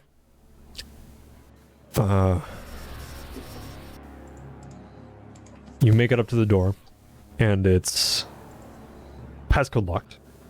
Looks like you need certain recognitions to get in. Yeah, this would be it. How do we want to do this? We can get Blaze to jack in, or I can blow the door. Let's see if we can do it quietly first, right? Or do we not want to risk you being seen by the other cyber or the netrunners? I think it's kind of up to Blaze, what Blaze wants to do. If this is an entirely different system, I don't think the maintenance personnel have any access down here whatsoever. I think whatever's lurking down here is probably automated black ice at best, and maybe their own dedicated netrunner team at worst. Maybe we just try and blow the door as quietly as we can. Shape I know that charges. seems contradictory. Yeah. It's all right. I'll go to work. And Callum goes onto his belt and pulls out a little, what looks like almost a snake. But he pushes it under the doorway. And you see his eyes sort of fog over for a moment. And then he pulls it back and says, yeah, there's too many for me to just take out by myself, and they're too spaced out. But we have cover and height. You all ready? Yep. So I get ready. Okay. As Callum starts pulling out a charge and placing it where that doorknob is, and goes to place around the hinges. How is everyone getting ready? What weapons are you pulling out? Heavy pistol. Mm-hmm. Uzi. That same heavy pistol that she got long ago off of that one guy. Yeah. Pull out the new gun I got, which is the same one that Johnny Silverhand uses. Yep. And Taharka, you just got righty-tighty, right? All right. So, you all are stacked up. It means you're going to get a jump on them. So go ahead and everyone roll me an initiative, please. So that'll be just a d10 plus your dexterity modifier. Well, just your dexterity. Thank you. Cameron, switching systems in my brain. It's super fun. It's fun stuff, I'll tell you that much. Oh. Plus dexterity, right? Yes. Oh, I also start my speedwear. Mm-hmm. Good call. I got 17. Okay. 16. 10. 19 Okay. for 5. 19 for 5 turns. 16 after that. Okay. Yeah. Ark, what'd you get again? 16? Ben, you got 10? Yes. Okay.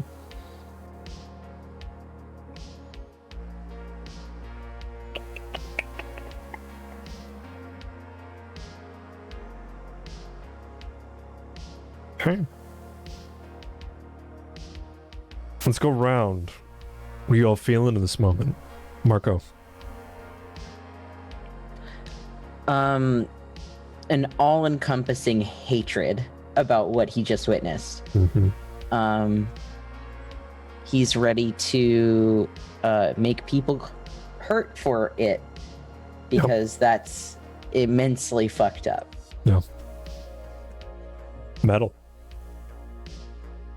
She's just feeling sick, like in her stomach. She's just feeling just bad all around, and sick, like to the point of being sick. Yeah. Blaze.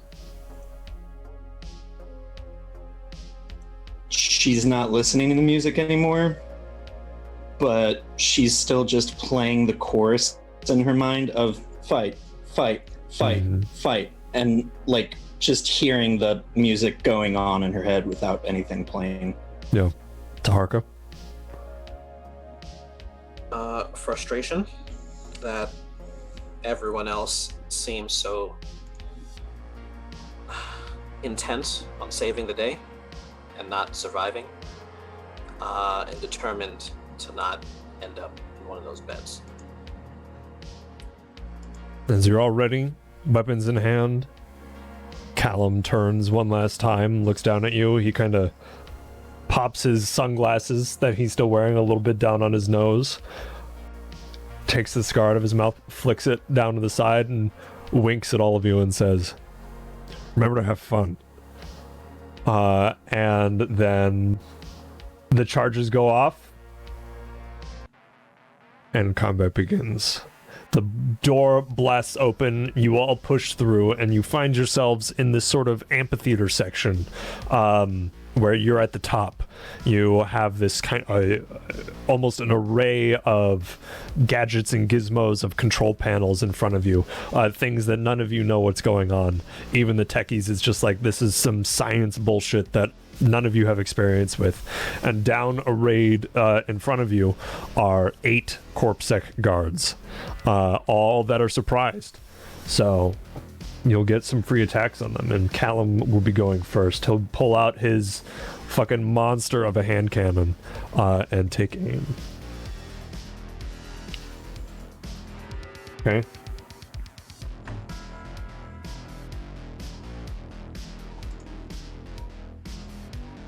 That's a lot of damage. Love to see it.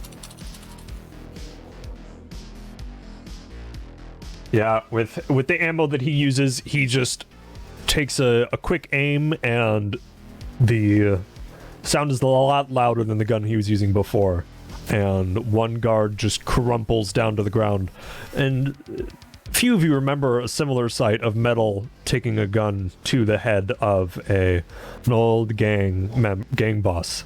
I was looking at you as this guard just falls to the ground. Metal, you're up.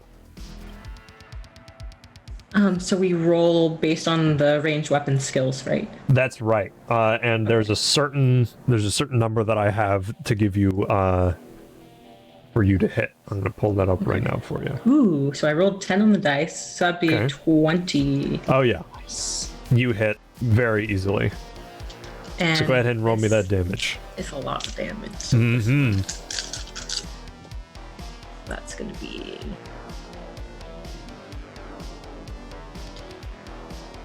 17 damage. Okay. Yeah, you hit you hit him in the body, which is pretty good, and you see that damage that it hits him, but this guy's definitely okay. It looks.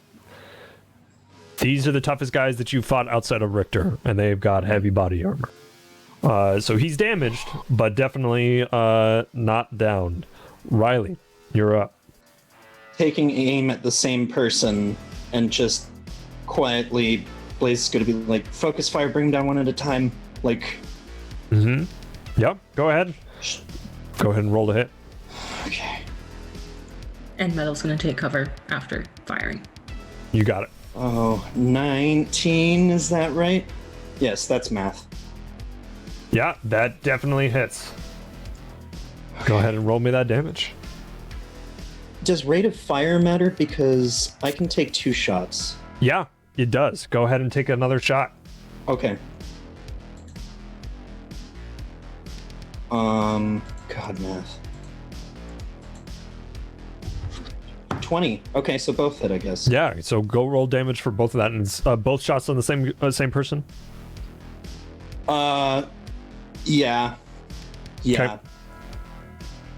That's 3d6, correct? For Yeah. 3d6 Yes. first. Okay. So first is 6. Second shot is 8. Okay. Sorry, I'm doing math on my end. It was never my strong suit, folks. It happens.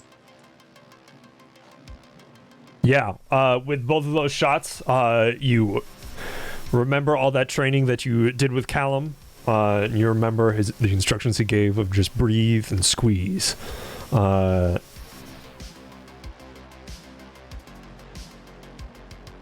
you do it. You take those 2 pops, and the guy just slumps to the ground.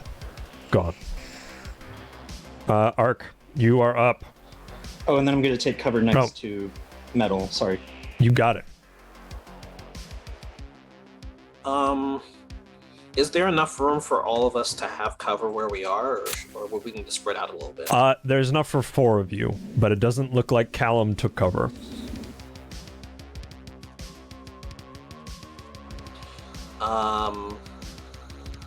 If there's like another section where Sark can take cover away from the other 3, he'll do that. Mm-hmm. Okay, you're gonna have to jump. Basically, you're gonna have to spend all your movement to get down there. Okay. Will I still have a chance to take an action? Yeah. Yes, you will. All right. Then he will pop out from cover. He'll take 2 shots. Try to aim for the head of the. Okay, that's gonna be harder. Guy. Yeah, I know. Okay.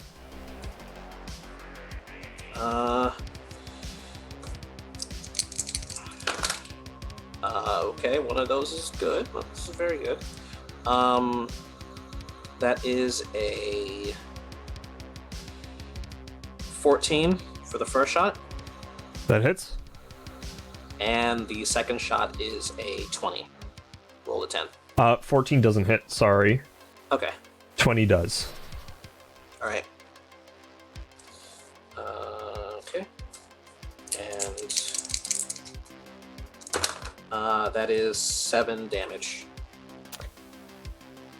Okay, you chunk into this guy's body armor. It doesn't seem like it affects him too much. Okay. Ben. How close is the nearest living security guy? He'd be about 10 meters away from you, I'd say, but it's at an angle. Downward angle. Mm-hmm.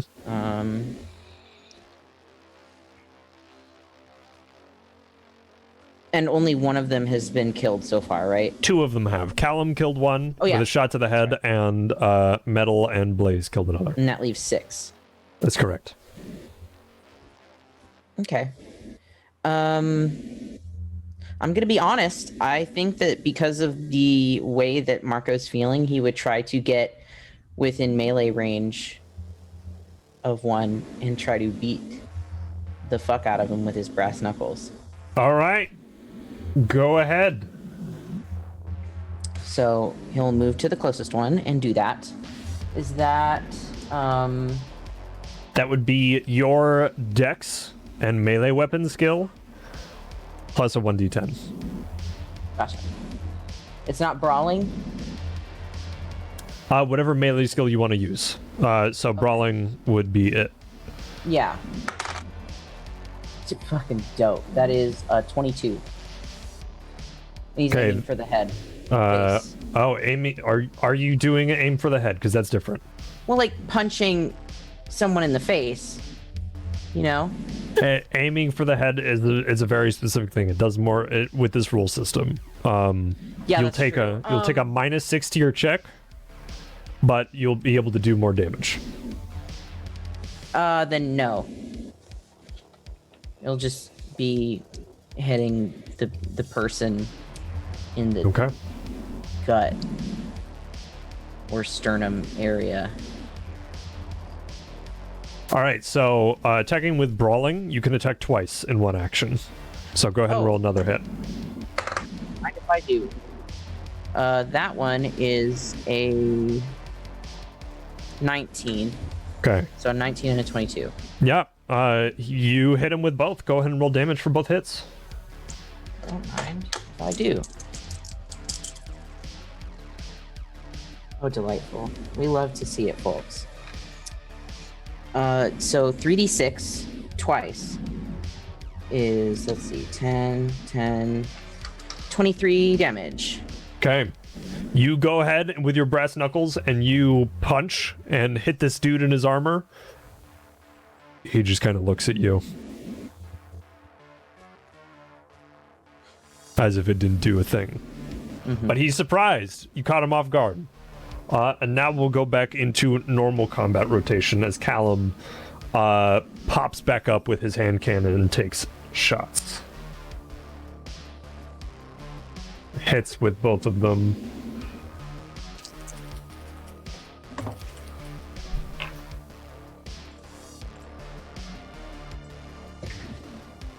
Okay.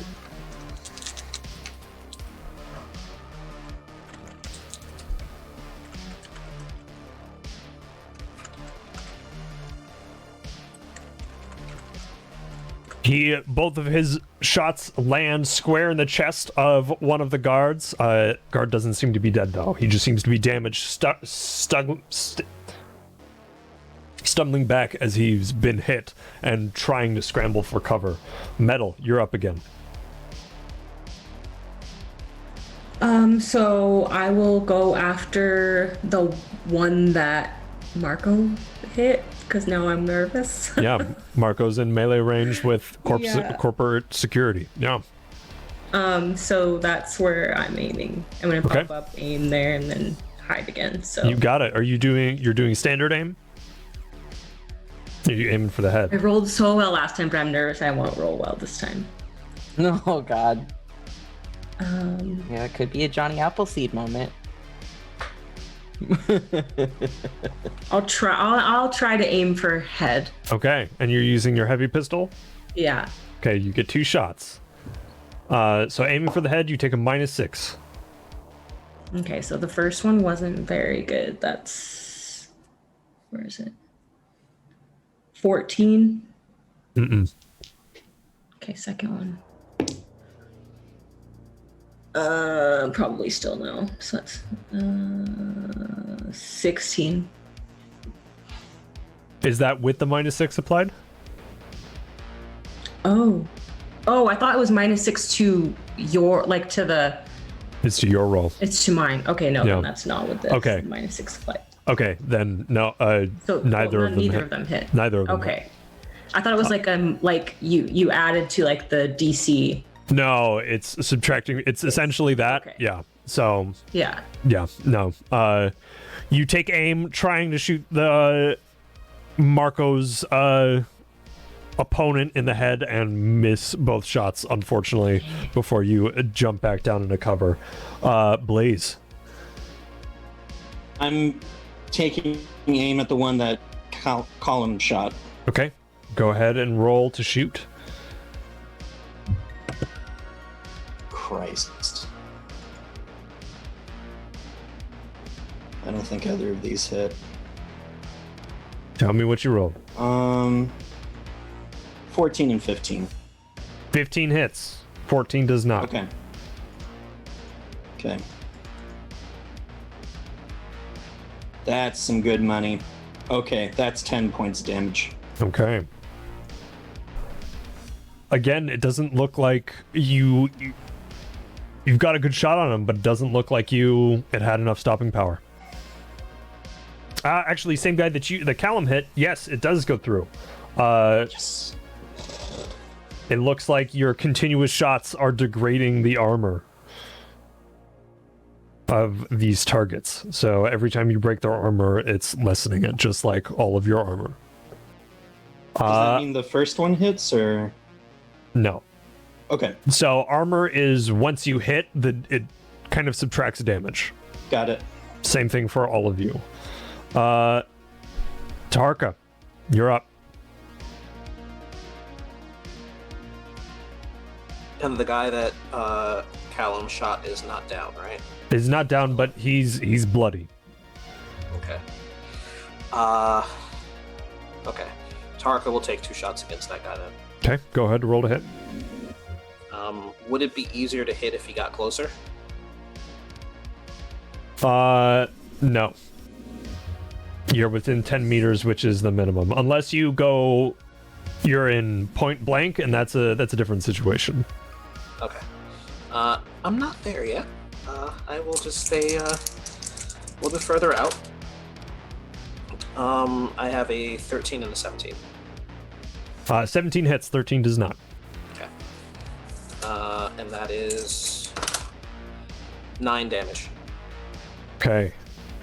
That's enough to lower his armor. It doesn't look like he does any damage to him, but you pepper him with a bullet. You hit him with that bullet, and it looks like his body armor on his chest, his plate carrier, seems to start to break and not protect him as much.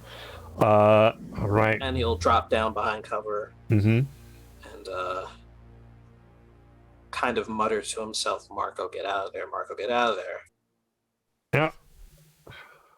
Blaze is going to mutter out loud, "Marco, get out of there!" I forgot we could do suppressing fire. Yeah, you need an automatic weapon, an assault rifle, or a submachine gun to do that.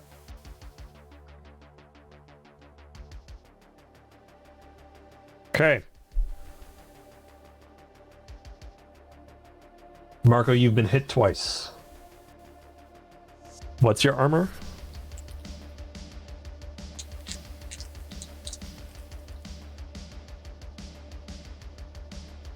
You're muted. 13 head and 13 body. Okay. That's pretty good.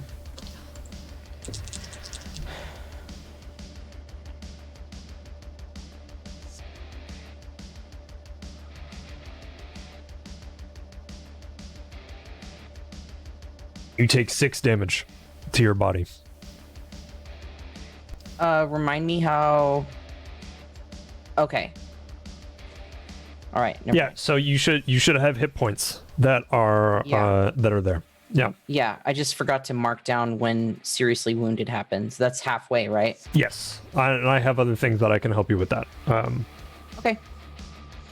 Yeah, seriously wounded is half HP, so you're okay until that. Yeah. Gotcha. And then this dude's gonna try to. He pulls out a knife. and is going to attack you. So go ahead and roll me your evasion skill. I was just looking at that. Yeah, so it'll be 1d10 plus your dexterity and your evasion skill. That is 20. Okay, let's see what happens then. All right. You're the defender and you tied. So he pulls out the knife and tries to stab you in the gut, but you just barely push it out of the way. And he does not hit you. And now it is your turn. So is point blank like, because when I think point blank, I think of like someone holding a gun up to somebody's body. Yeah. This is you recently watched John Wick. You know how he is like fighting people also with the gun. So range. Yeah, so basically what I'm going to have you do is you're going to roll your, instead of reflex, actually no, you're going to, basically what you do, instead of having to hit a range marker for the difficulty, it's going to be the defender's evasion skill versus your reflex shot. So go ahead and roll the normal shots that you'd roll, and I will roll to evade them. And real quick, I remember it's been a while since we had combat. That's okay. But with the Uzi, I believe that there was like you could either shoot twice or have like a 3-round burst. That's right. I'm gonna say at point blank, you do not get that option. Okay, so just regular 2 shots. Yep. Okay.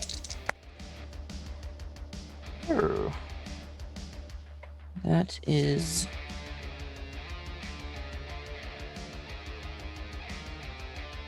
18 for one and 19 for the other.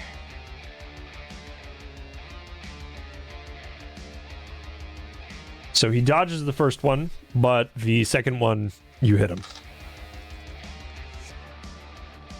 That is 10 damage. And these were the armor-piercing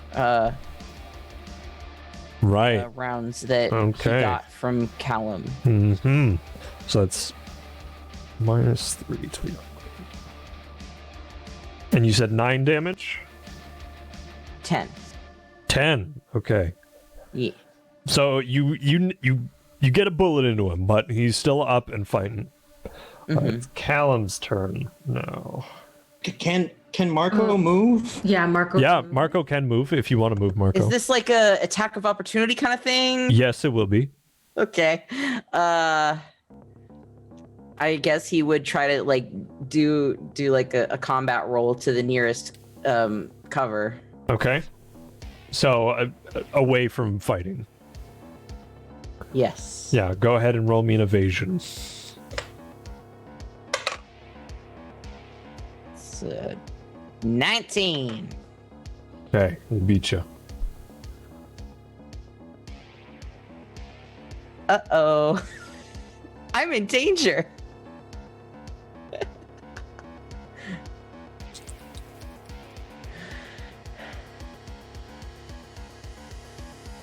And your armor is 13? Yep.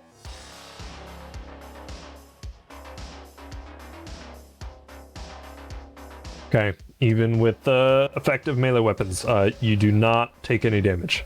He does hit you, and he cuts into your armor, but you don't take any damage. Oh. But so when that happens, we start to deduce like the amount of.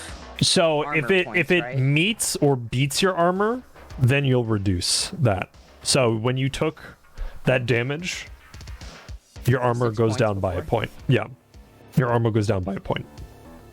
Okay, so now head and body are both at. Just body. Body is at 12. Yes. Okay, I just marked that on my notes. Okay. Callum's turn. Okay, he hits with both of those. There it is.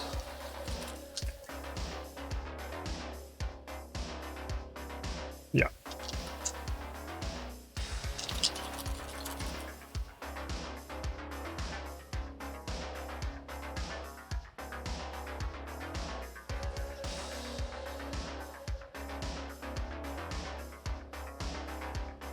Okay, he kills the one that he was shooting before and shoots another one.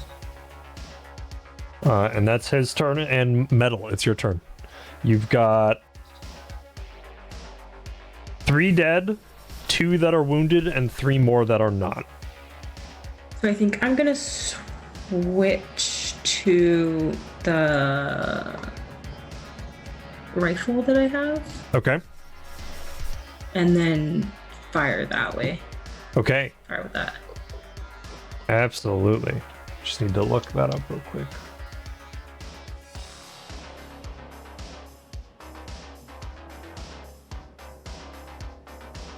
Unless it's too close.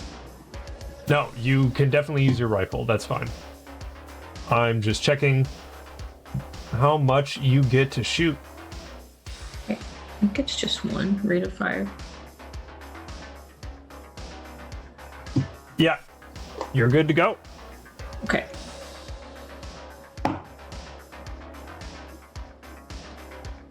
So that is a 8 plus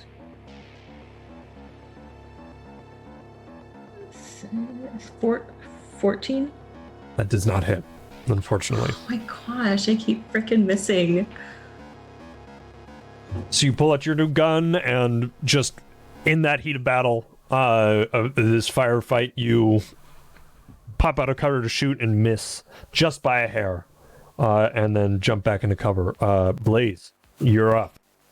Still got your hand cannon? Yeah. I'm gonna take aim at whichever the 2 looks more heavily damaged, honestly. Okay. Go ahead. And just pop. Yep. 7.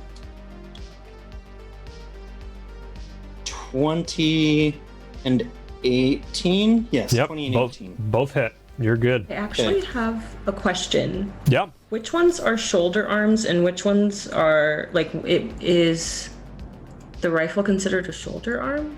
The rifle is... Damn it, I closed that reference. Fuck. Yeah, I am looking at it.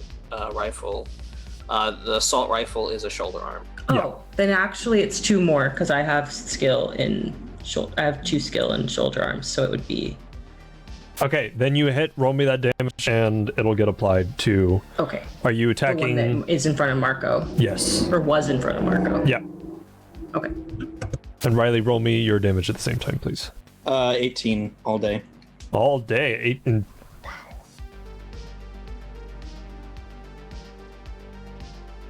Yeah, you... Both your shots land and really rip into this guy. He looks pretty damaged in metal. 20.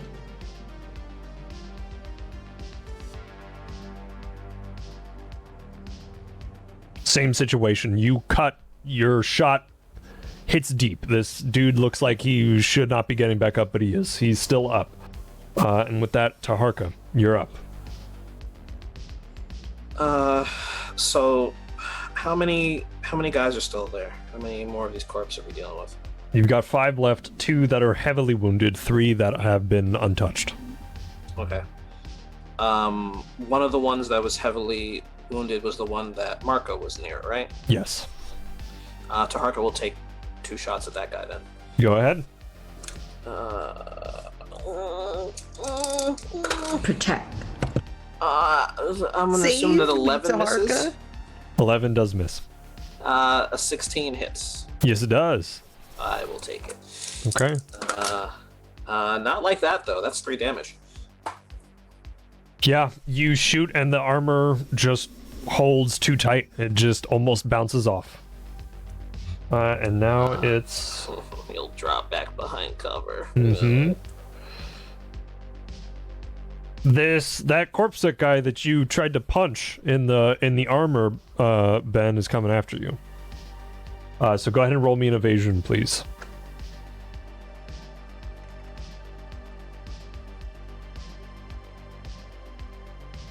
Evasion. 18. Okay, he beats you.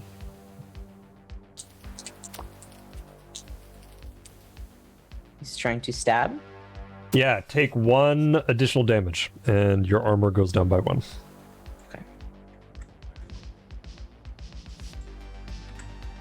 And then the rest of the happy fun group start shooting. Okay. Okay. No.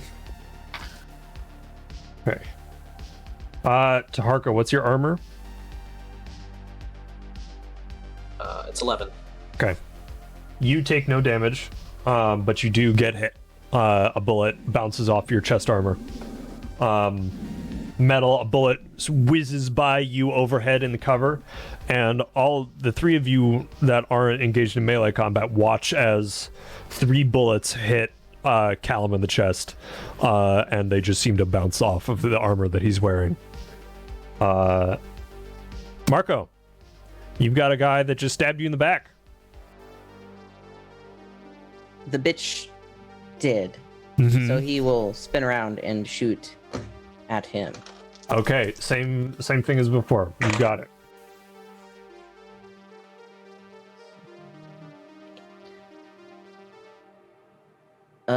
So that's a 16 and a 17. He dodges both. Fighting is in close quarters like this, you're not really trained in it, so you kind of like bring your Uzi up a little wildly to shoot at him, and he just kind of sidesteps and moves to use his knife in an ice pick grip at your chest again. It's Callum's turn again. Okay, he hits with 1. Okay. The one that he had shot before is down as Callum just misses one shot on him, but the other one hits him square in the heart, and you just watch. It's almost like it explodes inside of his chest, and he just crumples down as the blood just flows out of his chest. Metal, you're up. There are 4 left alive, 3 untouched, 1 heavily wounded. So I will go for the heavily wounded one that I'm assuming is by Marco. That's correct. Oops, wrong. I almost rolled a 6. Ooh.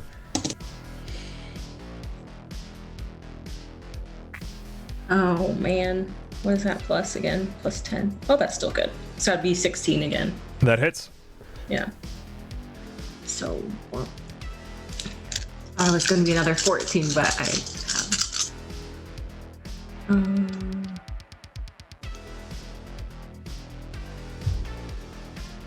Math. 13 damage. Okay. Yeah, you take aim with your rifle. You just aim small, miss small, just like Callum worked with all of you in the range. And you just find that bullet right above his ribcage, right in that little soft spot, and it just whizzes through, and the wind just pulls out, and he falls dead in front of Marco. Blaze. You're muted. I'm taking 2 shots at one of the undamaged ones. The first doesn't hit, Okay. but the second one is a 23. Oh, yeah. That hits. Go ahead and roll damage for me. Fucking trip 6s. It's 18 Yes. all day on that. Holy shit. To me, I like that. Go ahead and roll me 2 more d6. Okay. I say that's a special shot. It's a 5 and a 6. It's 11 on top. Praise Satan. Go ahead and why don't you tell me how where do you want to shoot this guy, and I'll describe how you kill him. We're going to be mad disrespectful and go for the crown jewels. Okay. Yeah, you kind of you pop over and cover and aim, and two shots. The first one misses, kind of nicks his armor, but the other one we get a kind of Mortal Kombat X-ray moment where all other sound goes missing, and then we just see the internal organs of this individual, and we see those testicles, those low-hanging fruit, and the bullet just goes right through both of them and just ruptures, and blood starts pouring out. And at that point, there's nothing that this poor man can do, and he's out. He's screaming bloody murder. Still conscious for now, but he is, for all purpose, he is dead. Yep. Well done. All right, Tarka, you're up.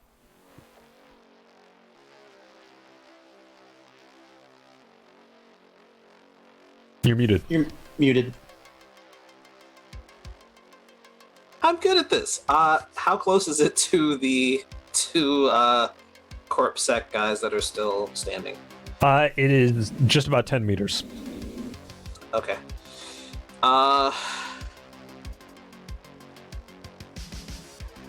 Tarka's gonna rush one, like straight from his old football days, just football linebacker, just tackle him and try to grab him. Yep. Go ahead, and that'll be a brawl. It's not for damage, it's for disabling. We'll say that. Yeah. Okay. And it's almost like I'm supposed to be good at this.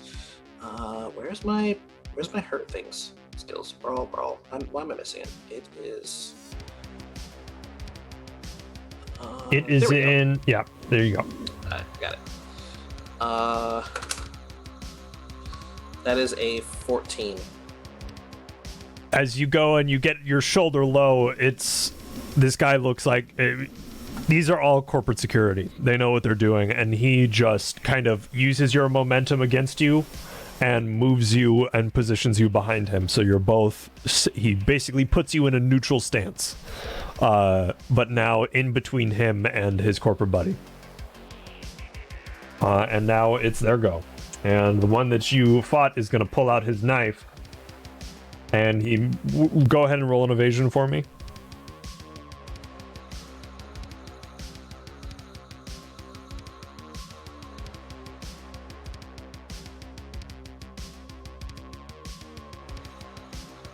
$21.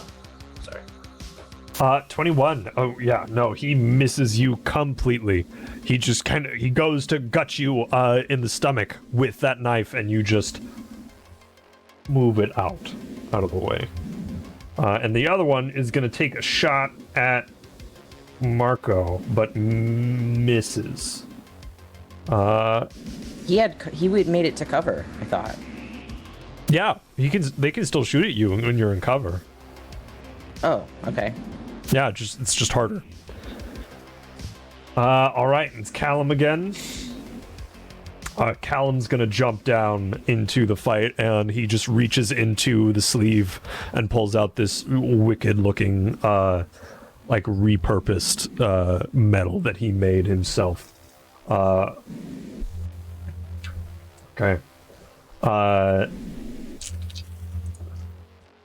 CQC! Yeah. And as this corpse guy tries to go for Taharka and gut him, similarly to you all, Taharka remembers how Callum just appeared out of the shadows in the park when LaTroy showed up, and similarly, Callum just sort of emerges behind and drags this wicked-looking, repurposed iron spike-looking thing across this dude's throat, and just. You can see all of the little veins and arteries that have now been severed, and windpipes and all that, as this dude's life fades out of the eyes that you can see through his goggles and just falls to the ground in front of you, and you are now covered in his lifeblood. Metal, you're up. Okay. So the ones that were on Taharka. One is dead. There's only one alive. Oh, he was doing that to the one that was behind. Yeah. Okay. No, the one that tried to stab Taharka. And then there's two more? There's only one more. Only one more left. Yep. Oh my gosh, I thought there was still two. Okay. Nope. So then the only person left then, I will there you go. shooty at him. Not in the face, because I'm not going to risk it. Yes.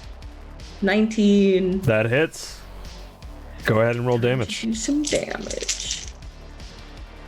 So that is a 6 10, 16, 20. 20 damage.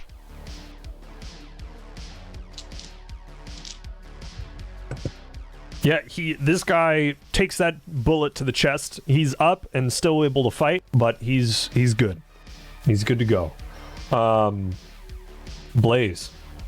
And if you roll a 10 on your D10 at all, let me know, because that's a critical hit, and special stuff happens.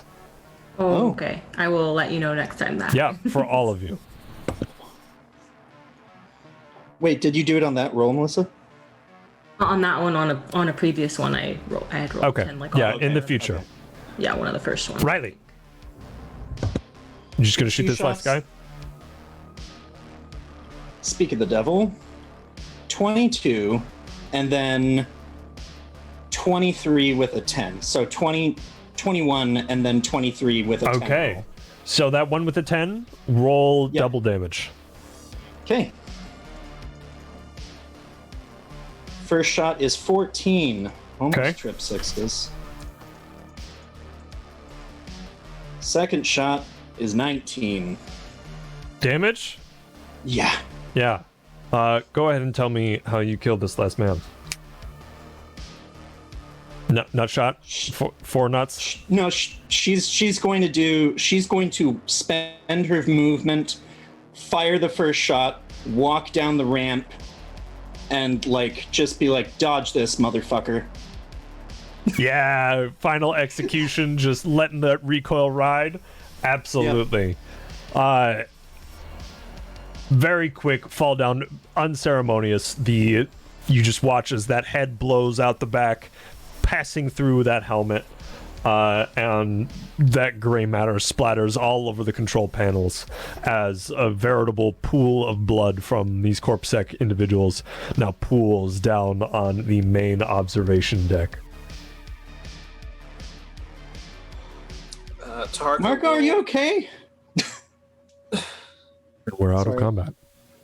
Yeah, Tark will walk over to the guy who's screaming about the lost family jewels and just very quickly just take out his butterfly knife and just kind of jam it in there to quiet him.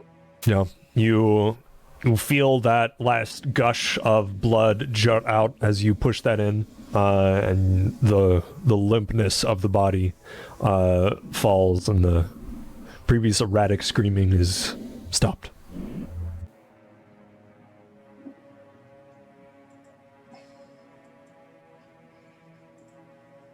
Callum kind of rolls his shoulders and starts cleaning off his wicked-looking weapon and stows it back in his sleeve and says, "Did everyone have fun?"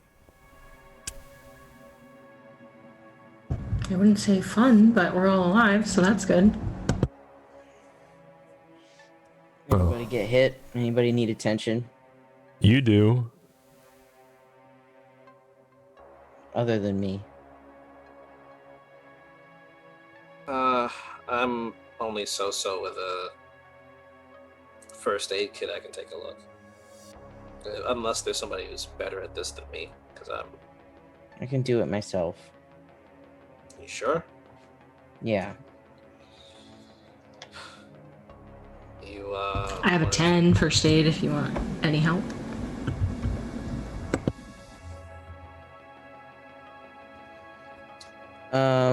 Want to tell us why you decided that jumping into the arms of a bunch of goons trying to shoot us seemed like a good idea?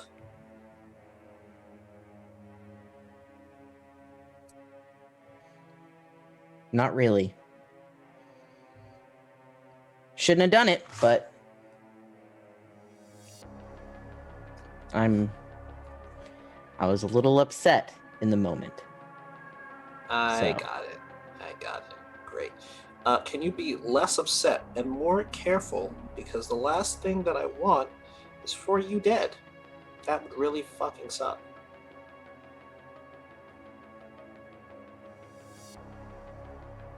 Well, here's something to be happy about. And Callum, while that conversation was going on, had gone to a console and hits a few buttons. And You all realized near the end of the fight you were on an observation deck. There was glass at the center of the amphitheater, and the lights all come on gradually, and you see in the center a large piece of what looks like a database, a physical location for storage, and it's massive, but it's got hydrogen coolant being pumped around it at all times, and there's eerie red lights that are blinking on around it and illuminating the area. That's it.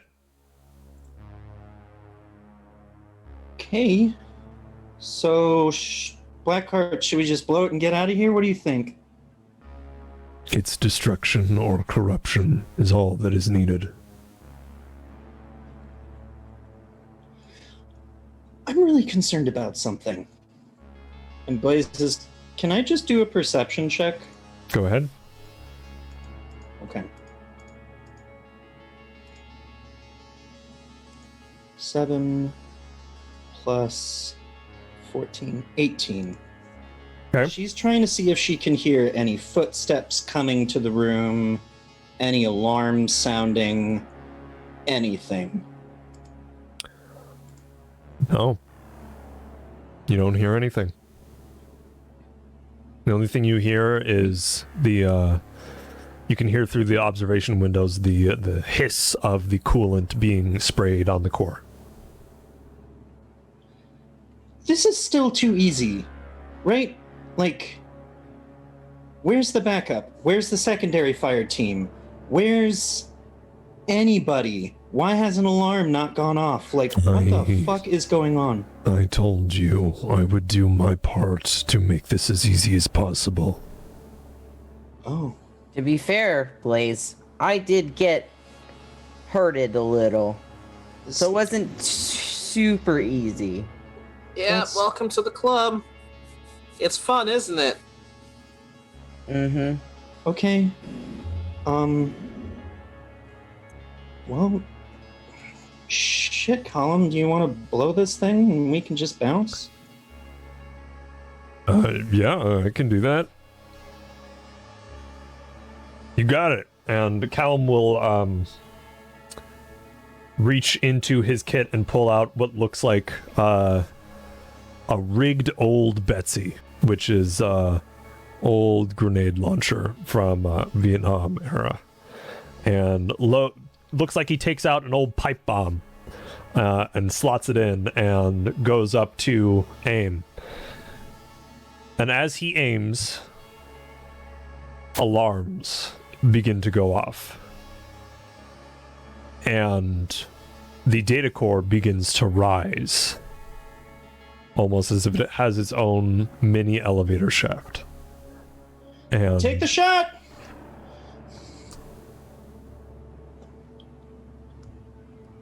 he does, and he misses. And it careens through the glass and explodes in the chamber as the data core shoots up. Wasn't there a pipe bomb? Like, didn't he wedge one in? He shot it out out of the old Betsy. There are two issues. One, the data core is now headed to the executive offices at the top of the tower.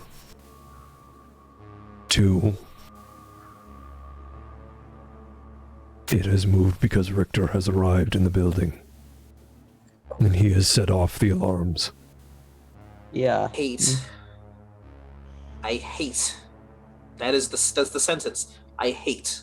How fast is it going up? Can we just shoot up from beneath it? In a few moments, it will have already What about that arrived. EMP thing? Will it shut down the elevator? It has a limited range, so it's not gonna reach up there. An elevator Or for the guy who just broke in. an elevator for something that's not living is gonna go a lot faster. Well, Fortunately, there is a private elevator in this subsector that will bring you up to the executive floors. Fucking called it. Okay, let's do that. All right. We just gotta get there before him. All right? Yep. All right. You all leave the amphitheater. Callum leading the way, and Blackheart in your ears gives you directions to the elevator. You find it. It's extremely pristine and well put together. It's comfy. It's similar to the executive elevators that you were talking about earlier. You head on in, and the door closes behind you.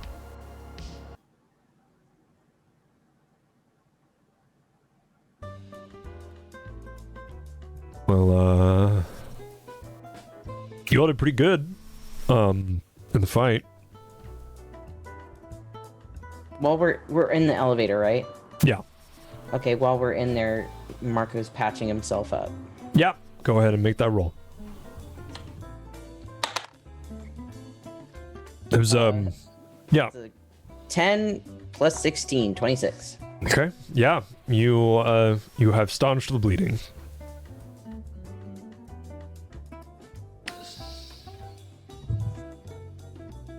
Well, in the event of Richter showing up there, we got the EMP grenades and we got guns, so we'll just... If he shows up, we'll fight him.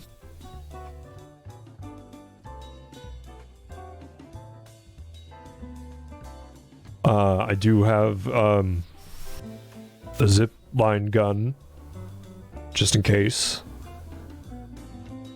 We'll be in the executive rooms. It'll be good.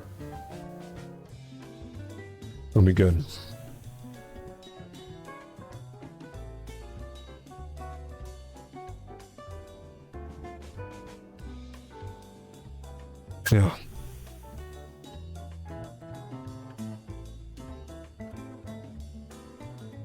Sorry, I'm not used to. Never mind. By that point, the elevator arrives up on the executive floor. Guns ready.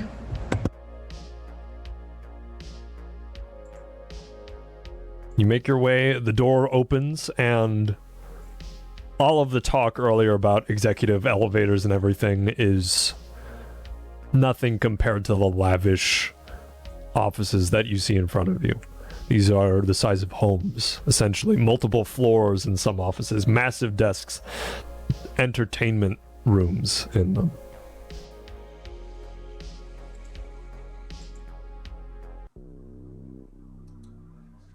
And you eventually find the one that seems to be for the CEO. It's built around this elevator for the data core. There's a large, almost circular table that goes completely around it, where it looks like members of each board would come in and have meetings around it. And you see the huge contraption of metal and light and data sit in its housing with that coolant still running across it. And it looks like you are the only ones here. I want to shoot like the cooling going to it, I guess. Okay, And go if I ahead can and roll. do the coolant and the thing at the same time, then I'll do that. Yeah, go ahead and roll. Fell out. Okay. 19. So you hit it, but your bullet ricochets off of the glass. The coolant? So it's inside of a little glass container for the elevator. So the coolant is inside of the chamber. So you shoot off of, and it bounces off the glass. It seems to be reinforced. I thought it was like I thought it was like in the room. No, with no, us. it's got its own little Okay. chamber. I've got C4. Let me plant it, and we'll be good to go. Okay. Should we try to deactivate the elevator so it can't move again? That would probably be a good idea. Yeah, we don't want to just go all the way back down. Callum looks at Blaze. Can you? Yeah, I'm on it. Okay. Like, she immediately just turns and goes to do that. Yeah, you find multiple access ports and plug in and roll me an interface. While 12. Callum, 12, you got it. You're in and you find the controls. Go ahead. There's a specific roll I want you to make. Okay.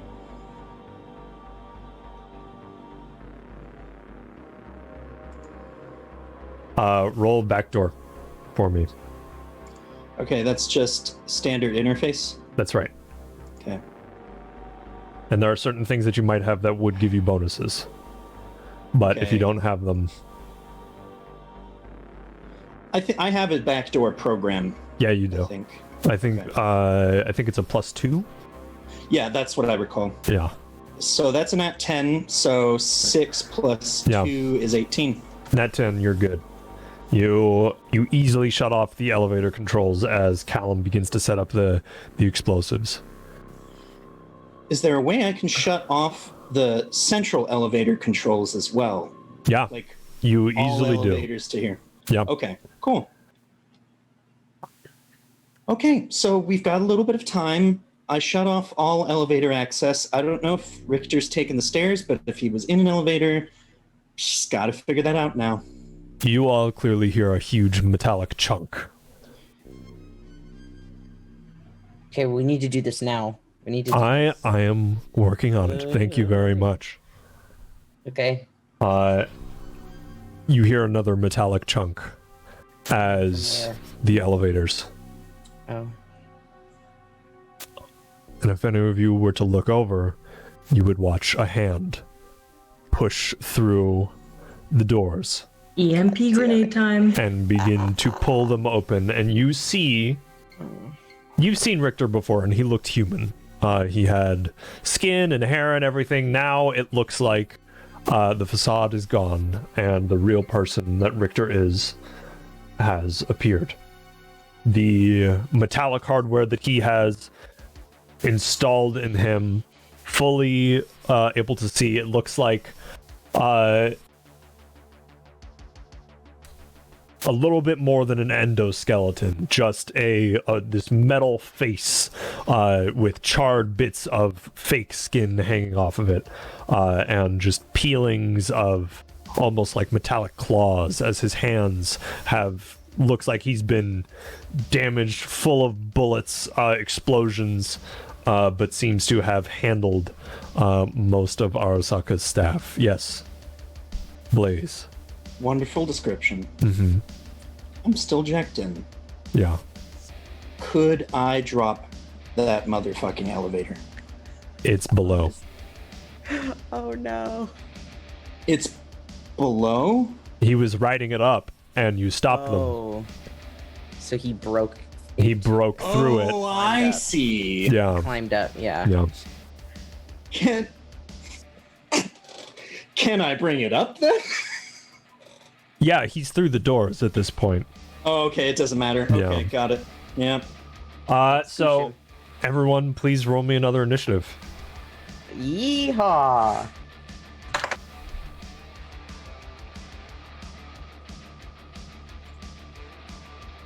It's Dex, right? Yes. 16. I also got a 16.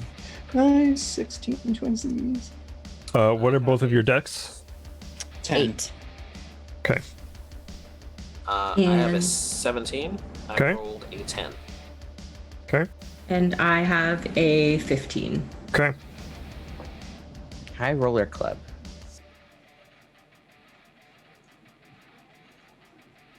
Not high enough.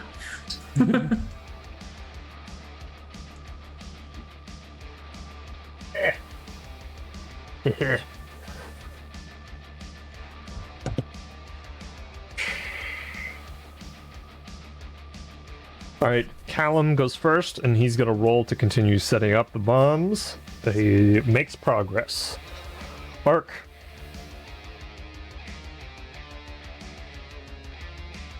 Muted.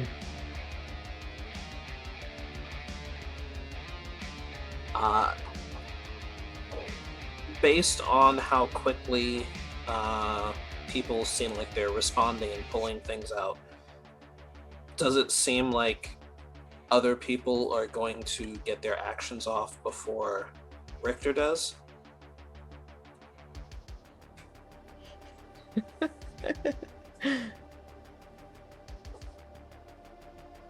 You have no idea.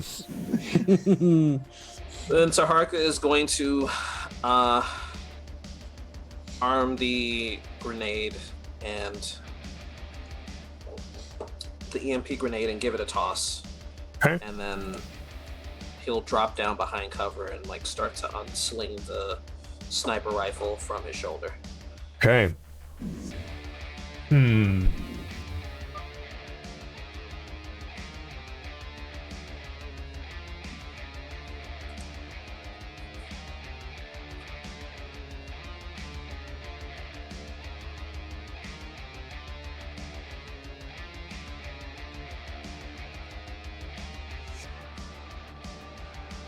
I will say that you can roll me a... Because there's no specific thrown weapon skill. You can roll a brawl, or you can roll a handgun. I will roll the brawl. Go ahead.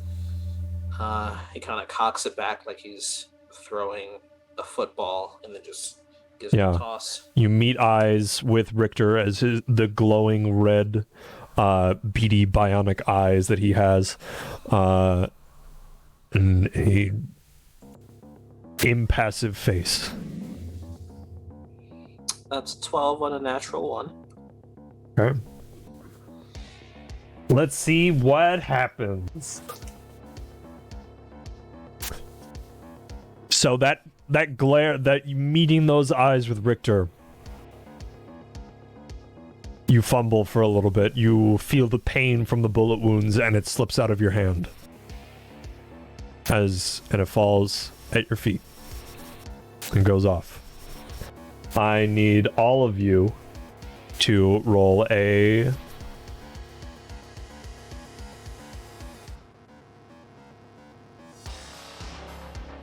it would be a body check. No, sorry, that's a will. I'll say resist torture is the...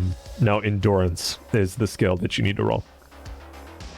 As being at point blank range, does Taharka get a roll as well? Yes.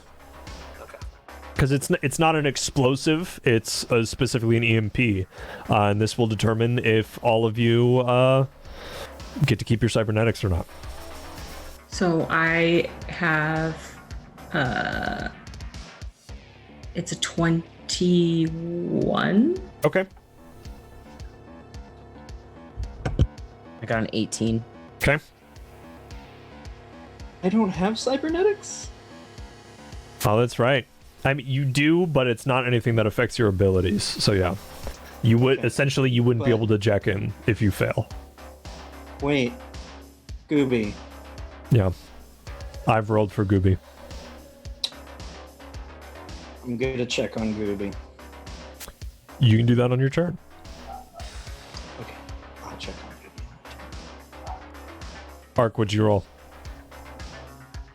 9. Okay. Marco and Taharka, you have no use of your cybernetics for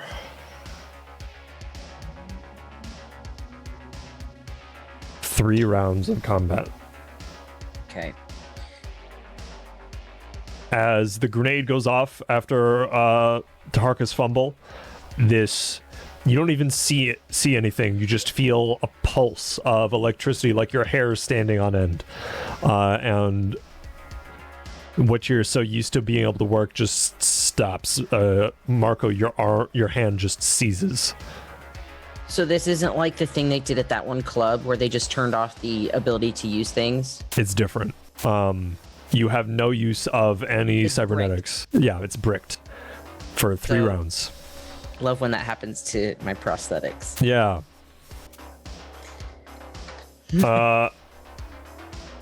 Blaze, it's your turn. Is checking on Gooby going to be like a minor action? Yeah, Or yeah, has to be- okay. it's a minor action. Okay, I'm going to check on him. He's out. Okay.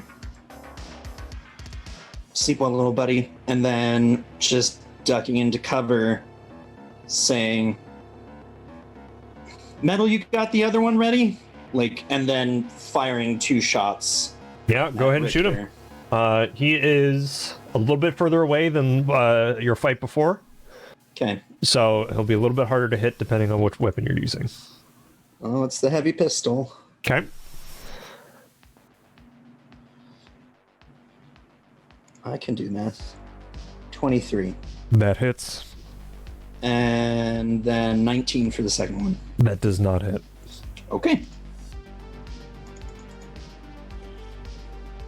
11 damage. Okay. The shot hits him soundly. Does not stop moving. Doesn't even react. It's just like boonk. I'm gonna use a lot of Terminator references because I love that shit. It's like the police station scene where a cop comes around the corner with an M16 and just shoots him in the back and just absolutely nothing. So does that lead us to believe that the EMP did nothing to him? He was out of range. Oh. It's a limited range grenade. Cool.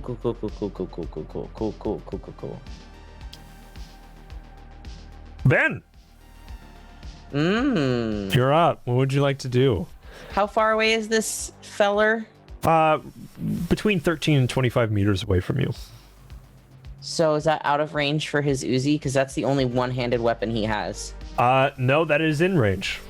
Okay. The maximum range for an Uzi is 200 to 400 meters. Okay. Yeah. I wasn't sure. I don't have the book pulled up. I'm just looking at his character sheet. That's my job. I got you back. Thanks, homie. Gotcha. So yeah, he will do 2 shots with his Uzi. It's one-handed. Does that mean he still takes a... He doesn't... You don't take a penalty. You just you roll a normal shot. Okay. 6 plus. And that's auto fire or handgun. I always forget. It'll be auto fire. Auto fire. Then that's 18 and 16. And Okay. I know those probably don't hit. They both do. Oh, they do? Yep. You've got armor piercing? You have different difficulty values for different weapons. Okay. Does the armor piercing do anything? It does when you hit. Okay. Gotcha. So yeah, that's 2 hits.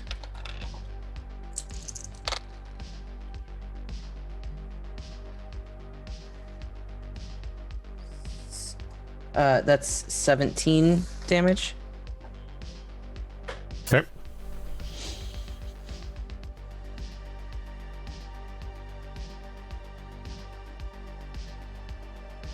And is there any cover in this room or no? It's nothing that's going to protect from bullets. Yeah. Okay. Yeah. So you can get behind it and it'll be behind the elevator. Yeah, you can get behind the shaft that now has bombs on it. No, I don't think I would. Do that. I don't think Marco would do that. It's stupid. Yeah. It was the last, time we had combat. Yeah, and then that's all he's gonna do then. Okay. Did it look like it hit? Oh yeah, it hit him, and it hit him, and it does damage, but he just keeps moving. Mm-hmm.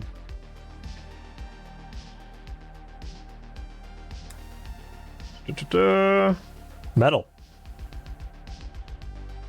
Okay, I have a question. Did any of the rest of us get armor piercing rounds too, or no? Nope. Oh. Oh, wait, did you? Let me look at my notes. No, the only person that specifically requested them was Marco. Okay, I feel like if Marco would have requested them, then the rest was like, oh yeah, that's a good idea. But no armor piercing rounds. Okay, so I will try this second EMP. Okay. Yeah, go. You can roll a brawl or a handgun. Brawl. Okay. It will be brawl too, for sure. Go ahead and roll. Okay. So that's, what do I have? 10? Yeah. So it's 19. Did you roll a 10? No, I didn't roll a 10. I have 10 Okay. For my Okay. rolling. I rolled a 9. Yeah. So that is Does it? that is in range. So it rolls. He has to roll an endurance.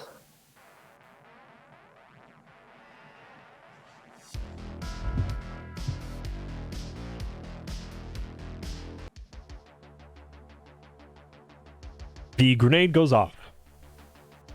And just like before, you don't see anything. But Richter seems to slow for a moment. Like, most of his systems have been compromised or disabled. And you're not sure what that means, but then as his turn comes up, he still moves. Pushes through, his eyes still glowing as he gazes at all of you, but his eyes seem to move and turn to look at metal directly, and he then breaks into a sprint. And I need you to roll an evasion, metal. Full evasion. It's still the same. So that's going to be a 16. All right. And he gets you.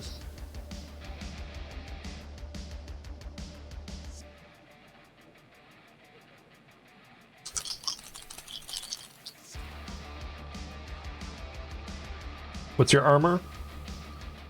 11. Okay.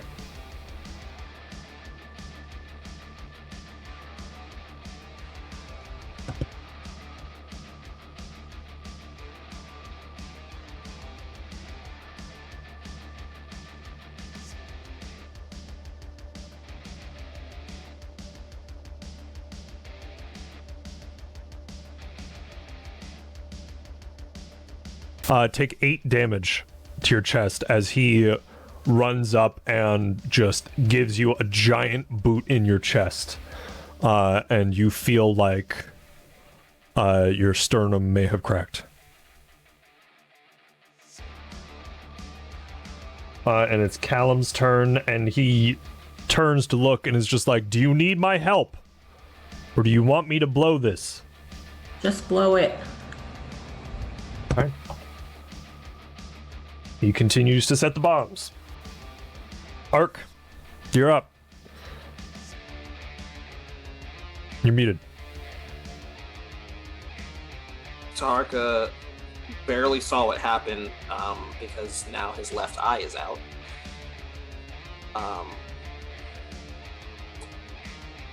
As he was peeking around with the one that worked, he finished picking up the rifle, and without any place to brace, he just holds it up as best he can and looks through the sight with the one eye that's still good and goes for a headshot. Oh, you're going for a headshot, okay. He is closer than he was before. And you're using a sniper rifle now, which is just a rifle. So go ahead. Now you need a 21.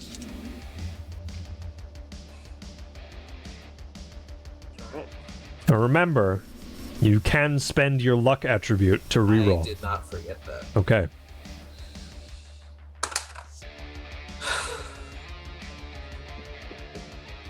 You best re-roll if it was bad.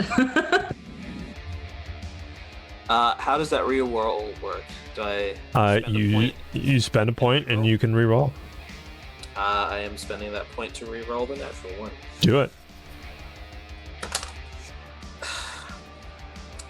That will not do it. Okay. The shot goes a little bit wild as you just watch the massive boot of Richter just almost concave Metal's chest completely. And we'll go on to Blaze. Is it a remind me again? Is it a full action to reload, or is it a? Actually, I think it might be on the sheet. I answer my own question most likely. It says one shot for before I reload, so I don't remember if that's an action. Or it is an action. Yeah. Okay. I still have a grenade that I never used. Yep. It's not an EMP. But it's a grenade. He's pretty focused on Metal right now, right? That's correct. And you're saying that he's really spindly and spidery and what have you? No, he's Like his exoskeleton. his endoskeleton is exposed, but it's not like complete Terminator where it looks like a skeleton. Okay. It looks like his muscles have been repurposed with some sort of nanofiber. Is there any sort of place that I could stick a grenade in him? Yeah, there's like pieces of skin that are still attached to him that are flapping off, and clothes. So it is absolutely possible. Okay. I'm gonna stick a grenade on his back and pull the pin and run. Okay. Go ahead and roll me a lucky.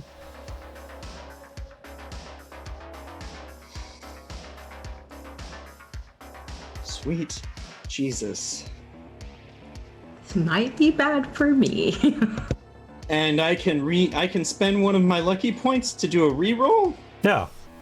Does that permanently decrease my luck? Until you rest, yeah.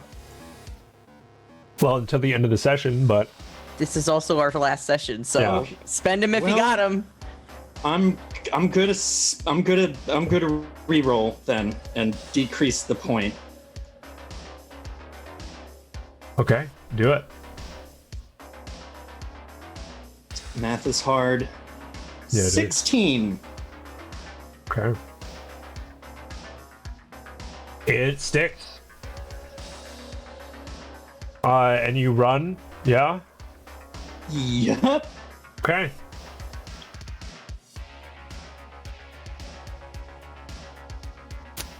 Metal, I need you to roll.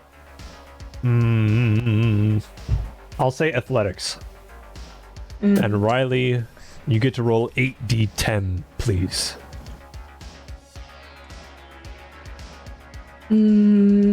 Where's... Sorry, 4d10. Okay. Athletics is in body skills. And There you go. Oh, thank God. Roll That's 4d10. total. 40-10. Yep. 31. Okay.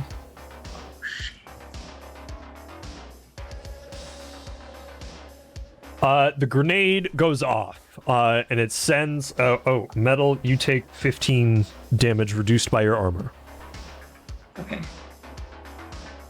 The grenade goes off, and it sends both Metal and Richter flying.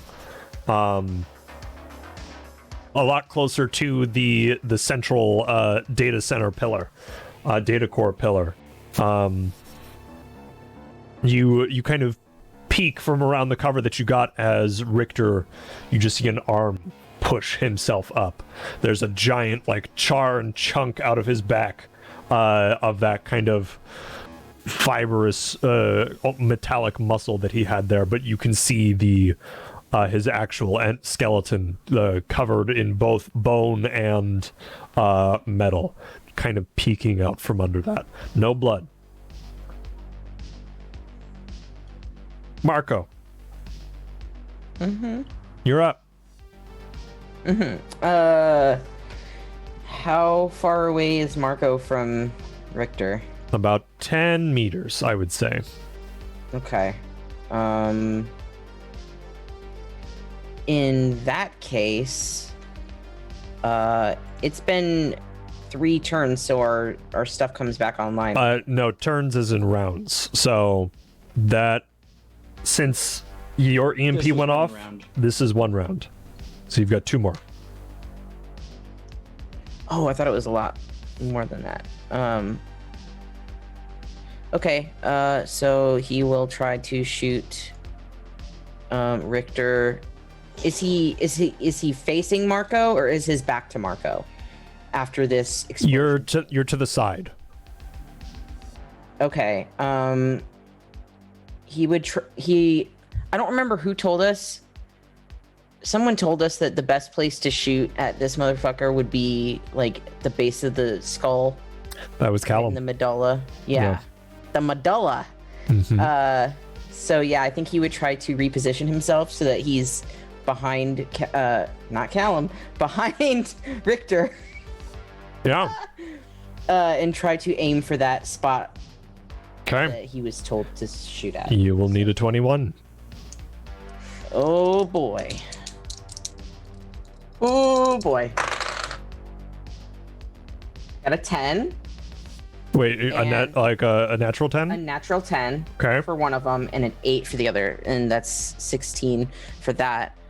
And for the 10, that's That's a hit. okay. Okay. So, aim for the head. Go ahead and roll your damage. Just the same, like 2d6. Yes. And I only one of those hit, right? Yes. Okay.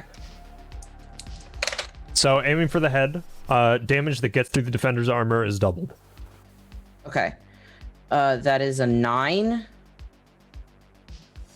Damn. That is his armor currently. So, that reduces his armor. Nothing gets through. What about Was the it armor double piercing because rounds? you rolled a 10? Armor piercing rounds. So yeah, that does get through. So that does. So 8. And a critical hit, right? So critical hit, yeah. So roll double your damage. Thank you, Metal. Do I roll a second time, or just yes. double what I rolled? Whatever you want to do. I'm fine Well, either I way. rolled a 9, so I'll Double just that? double that. You got it. 18. So 18. Yeah. Yeah, it's pretty successful. You take that shot, you kind of move behind him, and you fire off 2. One goes wide, missing what would have been his ear, and the other hits right in that space that Callum told you to hit. And his head goes forward, and it seems like his body is compensating for something. But then he stands right back up, and his head almost turns completely around to look at you. Gross. Metal, it's your turn. You are on the ground in front of Richter. Oh, when we got when that blowing apart thing happened, it pushed me away from him, or It pushed you both in the same direction. okay. So is he Wait. still like on? Because you With the put it base of in his- you put it in his back. The grenade was in his back, and he was facing you. So when it went off, the blast sent you both that way. So I guess I'm confused. So did he just kick me in the chest, or did Yes. he like? He kicked you in the Okay. chest. Okay. So I was not like at any point grappled or pinned or anything. No. Okay. I'm going to vocalize my speedwear. So I say Okay. let's jam, and then I will attempt to shoot with my gun. Hell yeah. Go ahead and roll the hit, please. Am I still in am I still in melee range with him, or You're within 0 to 12 meters, yeah. okay. So that's gonna be a wait, what am I? Okay. It's 10, right? So that's gonna be a 18. That hits. Go ahead and roll damage. And then it's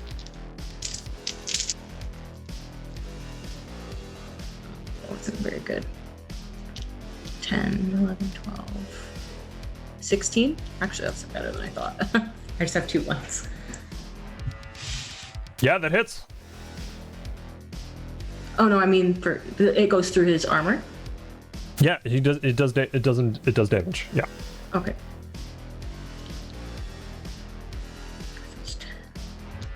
Yeah, you hit him. It's phased him. Well, it's you can tell it's done damage because you're starting to see holes appearing in his facade, but it doesn't seem like it's phased him too much. And I'm going to try to move away Okay. from him, further away than I am. All right, go ahead and roll me an evasion. Oh, so I am still in, like... Yeah, you're still close enough to him that he's gonna get ya. Evasion. What's my evasion? 10, I think? Yeah, so it's 19. Okay, he gets you.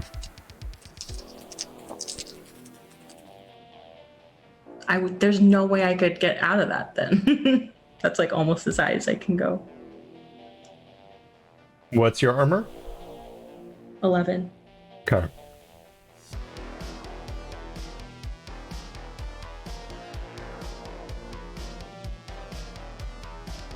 Take 10 damage. Okay, I'm like almost done. As you turn to leave, he just reaches out and just with his claws gouges through your back and leaves 4 long streaks in your skin. Just letting that blood flowing and like seeping into your clothes as it just starts freely pulsing from you. And that's when I start saying, okay, I could use like a lot of help. Not a little, like a lot of help at this point. Okay. And with that, it is Richter's turn. But he has his sights set on Marco and is going to turn and run to Marco. Marco, please make an evasion. Okay. Marco, please make an evasion. Please make an evasion. That is 21. I rolled a crit.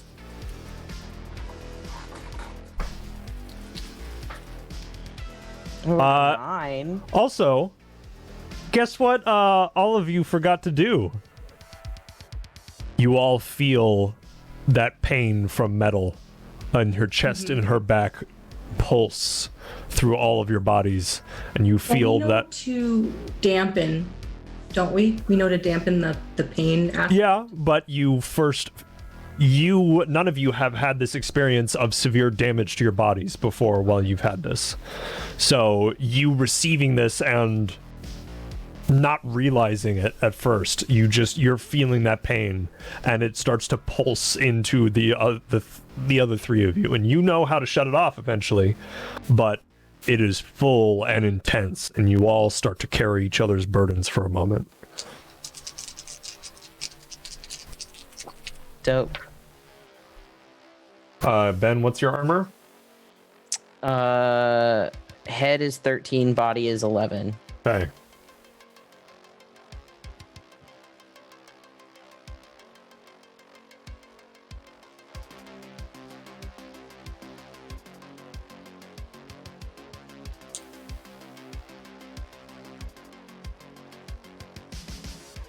Take 18 damage. Okay. As Richter just comes up and with his fist just brings it up under your chin, and you feel your jaw splinter as the weight of his muscles and his metal body collide with your normal bones. That was 15 damage, right? Mm-hmm. Okay. Sorry, you were saying. It's okay. You feel a few teeth crack as well. And it's Callum's turn, and he runs past Mel and looks at Taharka and says, "Finish," and goes and takes his weapon to Richter.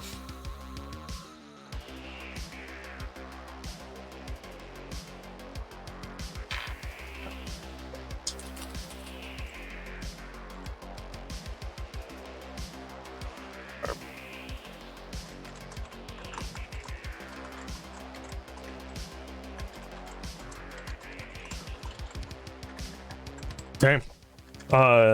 Callum runs up and takes out his wicked sword again, and just starts cutting into Richter's back and cutting swaths out of that metal skin.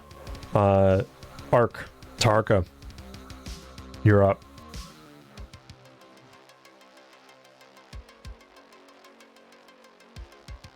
Mute. Arca have any idea how to set these charges? Do you have anything in the explosive skill? I have. I don't even know what explosives. Demolitions? Yeah, that would be it. I have nothing in that. Well, it's a tech skill, so go ahead and Where is roll it? Oh, I see it. under techniques. Go ahead and roll a d10 and add your tech.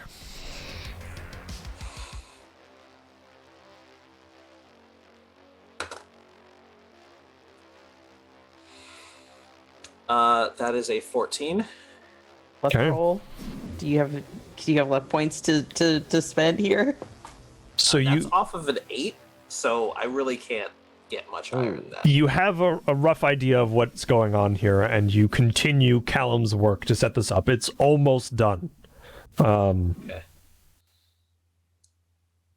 Blaze. I'm going to go over because I have demolitions. Okay. Go ahead. That is a nat 10. Okay. That is so relieving. So that's a 22. Mm-hmm.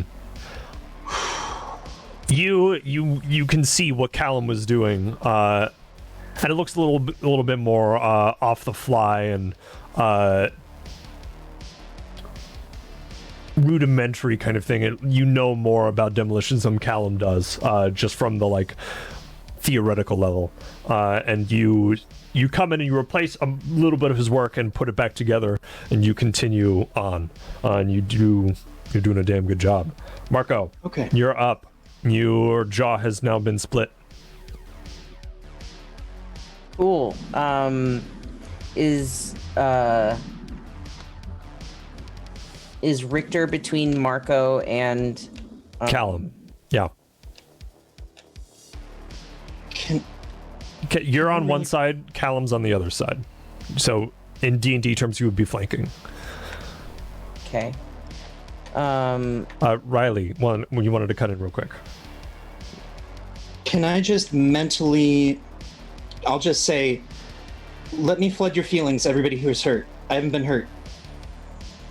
To, make everybody feel, at least not hurt in the way that they're being. You know Okay. what I mean? Okay. Yeah.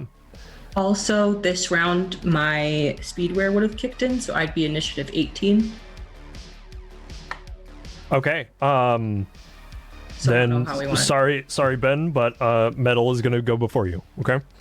I'm trying to get to where we're exiting so that I can be one of the first people out. So the elevators have been shut off. Okay, so I'm heading that direction. Or the stairs, I guess? I don't know. They're super high up. Yep, you're on. I would say probably the 200th floor. Then never mind. I will help Blaze with the bomb. Go ahead and roll demolitions. That's gonna be a demolitions plus. I was just looking at it.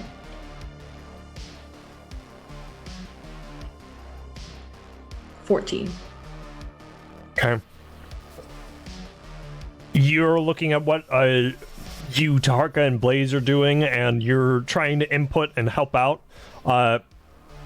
Doesn't seem that you got any further than Blaze did in the last moments. It's almost there, but it's not ready yet. Marco, now you're up. Okay.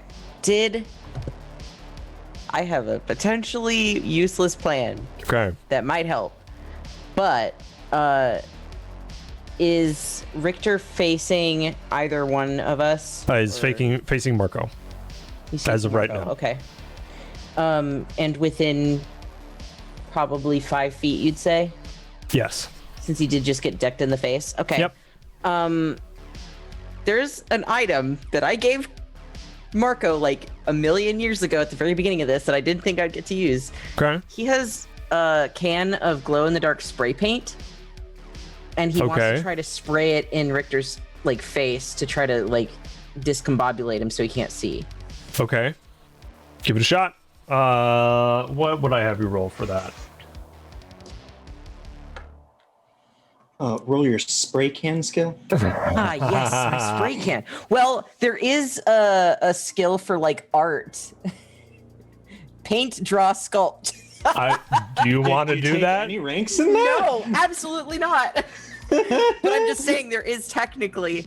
I imagine that would be something like melee. I'll right? let you do brawl. For Brawl. that. Yeah, Thank that you. makes sense. Thank you, benevolent DM. I mean, it makes sense to me. That is a literal natural 10 plus 13. Okay. Yeah, you take it out and shake it. Do you want to say anything as you spray him in the face?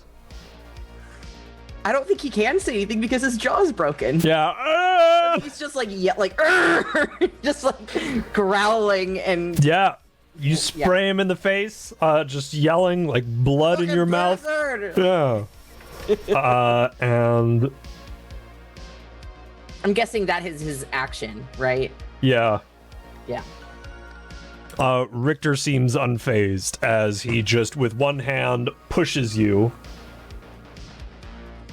He can react to me like this when it's not his turn, or is it his It turn? is his turn now. Okay, I was gonna say. And you are pushed away from him. So you are pushed 5 feet away, and you're on the ground prone. And he immediately turns to Callum. Okay, and he hits Callum. Okay. Ooh. Ooh.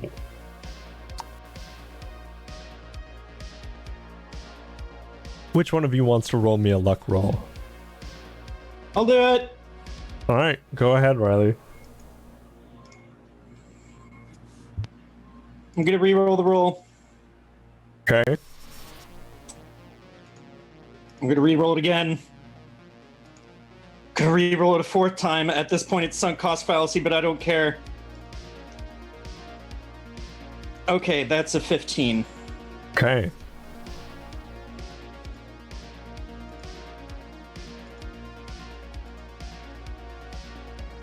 I'll post an ambiguous question to you because I made you roll it. Yes or no?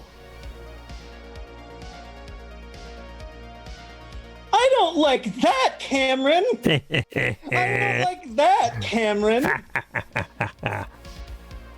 First of all, how dare you? Second of all, where do you get off? Third of all, what the fuck? Oh, you mind game motherfucker. You're gonna make me think this.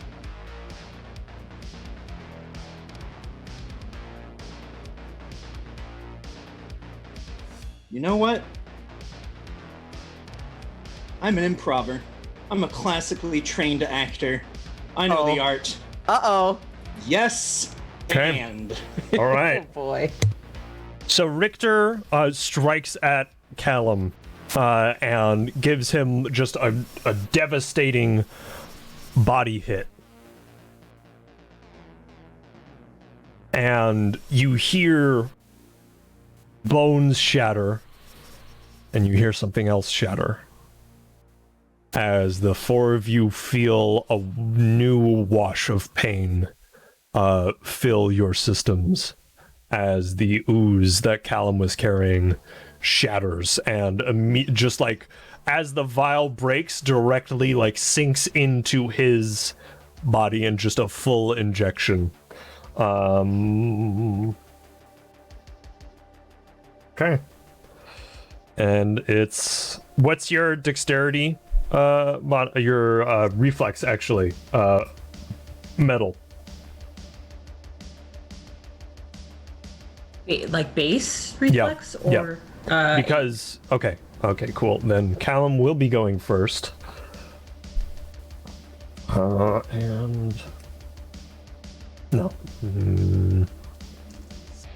Okay. Yeah. Yeah, he'll do that.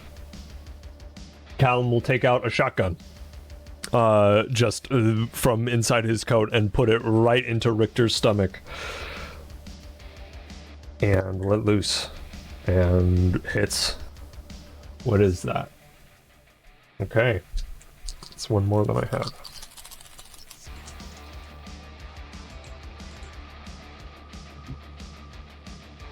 Okay. That's enough. As you all feel this wash of new thoughts and new... someone that doesn't know how to control this connection just flood and push against your defenses, your systems, and your minds, your connection with each other, you just feel adrenaline. Pure fucking... like Daredevil adrenaline junkie high, and you watch as the insides of Richter just implode as a shotgun blast tears into him from Callum's shotgun as he places it in his stomach, and Richter falls. And Callum turns and says, Green wire. And you all finish, plug it in, and the light comes on the connection for the bombs.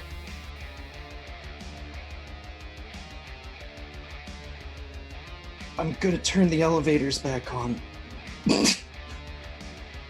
Don't we have the... Yeah! We have the zip line. Sorry, Yeah. We're doing Batman. Sorry. And Batmaning. Callum runs over holding his side and just takes the shotgun, shoots the glass again, and it shatters and falls.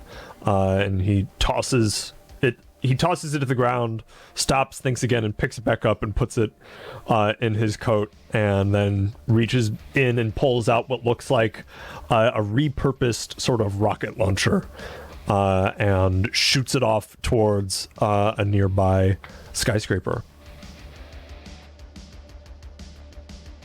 And looks at all of you, and you all make your way over. And you all sort of see yourselves through Callum's eyes, definitely higher than all of you have seen yourselves. He's taller than you. Get at me. We know. God. Rub it in, why don't ya? This is the shorty squad plus a tall. And you all make your way down through the zip line as the explosions are set off, and the housing for the data core implodes, and the data core itself is exploded. Explosion is large. I think it's 24 D10 of damage, which I will not be rolling, but it's a lot. And you all get out. Bloodied and beaten, you succeed.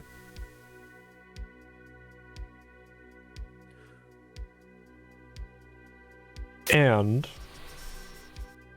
the camera would fade as everyone escapes on the zipline and finds their way out.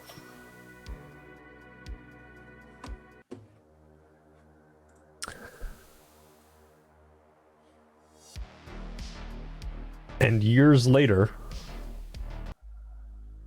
we'll come to see what everyone is doing. I'm assuming that you all together, you didn't have much of a choice or time to go in and find a way to remove the ooze from your systems. So you all stay connected. So where do you want to go with that? Do you want to go... I remember there was one plan to go out east and find Metal's dad and join whatever resistance he had. That's all for you to decide. Callum is, for all intents and purposes, a part of your group now. And you feel the same emotions that he does if you all want each other to.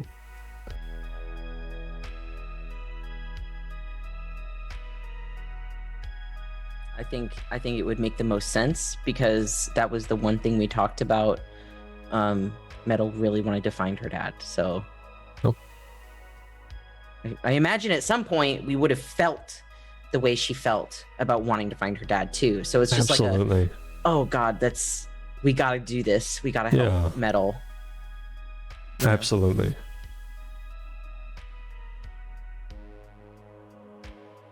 So you all head out. Head east, get away from Night City. You don't hear. Wanted No, to go ahead. contact like the Nomad group as well, and Yeah. then whoever wanted to join us, like either like bring them all into the fold or whoever wanted. Yeah, to come. Tyrarin went with you, without a question. And if Metal lets you, you would all feel the love that Metal feels for Tyrarin. That care, that connection. A lot of the other members of the family decide to stay. They love you and care for you, but this is their place, their family. But they support you and they give you supplies and all the gas, the choo-choo that you need for your car to run. And you head out east. And you meet your dad. You all join his group,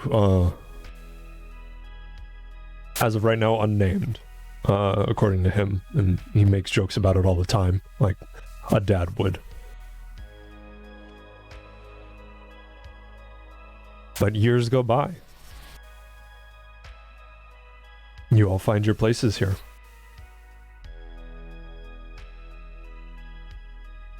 So, Marco, how do you change? What place do you find in this resistance? He would obviously be like the go-to medic guy. Yeah. For sure.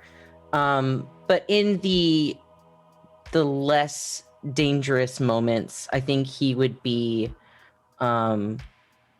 really excited about helping Metal's dad and Metal herself, like with growing plants. Yeah. He would totally be all over that. He's a super fucking science nerd. So he would be finding himself like covered in dirt all the time, trying to make things better in the gardens or whatever that they would try to cultivate. Yeah, and just hanging out with doing manual labor for some maybe members of the community who can't do certain things anymore. So yeah, he would just be a little handyman. Yeah. Metal. Being back with your dad, it's definitely going to be a change of pace from the past however many years it's been. Yeah, and so I would also be mostly helping with growing food, plants, everything like that. But also I would go on like runs to look for any type of like soil that might be better or anything that I could find that might help that like not just in the lab, but outside of the lab too. Yeah. Absolutely. Taharka. Few years older, few more bullet holes. How do you find your place in this group with all these connections still?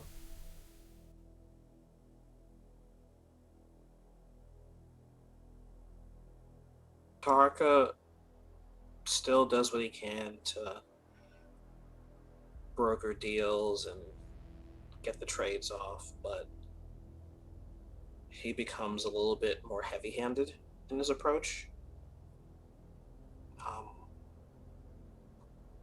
Probably a lot more violent than he used to be. A lot less willing to compromise or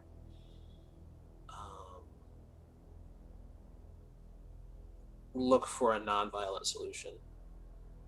And I imagine that it probably puts him at odds with the group sometimes, and he thinks about leaving. But he stays. Yeah. Blaze. So, I need your help, Cameron. You drive the car and I'm with you. You know me. I know. I think it would have been one of their first nights on the road where Blaze sort of pulled Calum aside and would have introduced herself with her proper given name that her parents gave her, which is Eureka Jones, and told him about the way she grew up in a commune in Northern California and related to him and probably would have tried to kiss him. Yeah. He would have been blindsided and accepted. Yeah. When they reached the group, she would have immediately, like by the time they got there, everyone would know her proper name, the one she'd sort of been hiding. She wouldn't mind being called Blaze, but yeah. She would work with Metal's father to give over all the information, camera footage, everything that she had collected, and all the data in Intel, and start operating as the Netrunner, like, eyes and ears for the Resistance group. Yeah. And at some point, sharing more and more with Callum, would have asked if they wanted to try having a kid. I would say a few years later, and as you all learn a little bit more about Callum, learn about his anti-personality disorder, why he was always like, let's have fun and murder people and things like that, and when Taharka would get violent with people making deals, that Callum would go and reinforce this and always say, yeah, let's do this, and always back him up. Always be a little bit more of a bruiser, not understanding those sorts of morals. I think in that case, Blaze would have been the person between the five of them to try and mediate both sides. Yeah, like, Callum explains to all of you that, especially with the connection, that you all become sort of a beacon for him, because he doesn't understand a lot of the go-betweens of what's okay when it comes to hurting people and not, and things like that. And eventually will come to understand a lot more, being so connected with all of you and living with all of you. And he would say, yeah. He would say, but I'm going to be a shit dad. So we do this together, this whole group. And I'd say, yeah, eventually you do have a kid. And it's not just the two of you as the parents, it's all the whole group, all of you. And you all, And yeah, Uncle Marco and Auntie Metal.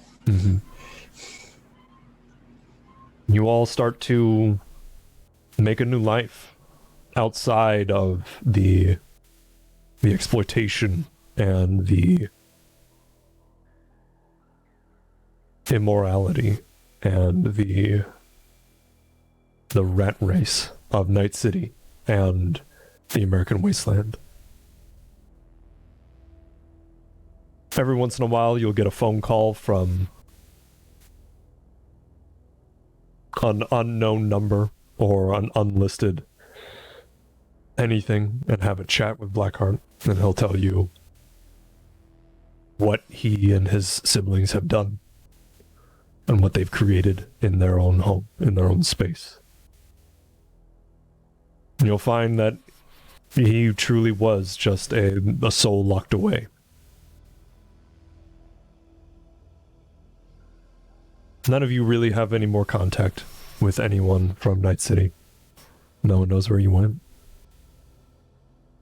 But you start to make a difference. People start to join your resistance, your new family, and build something outside of the borders of a corporate-controlled zone or whatever makes up the American state in what is known as the American wasteland, Cyberpunk. And you begin to grow food again. And you find hope as all of you change and grow and find what it means to be more than human and still more human than you were.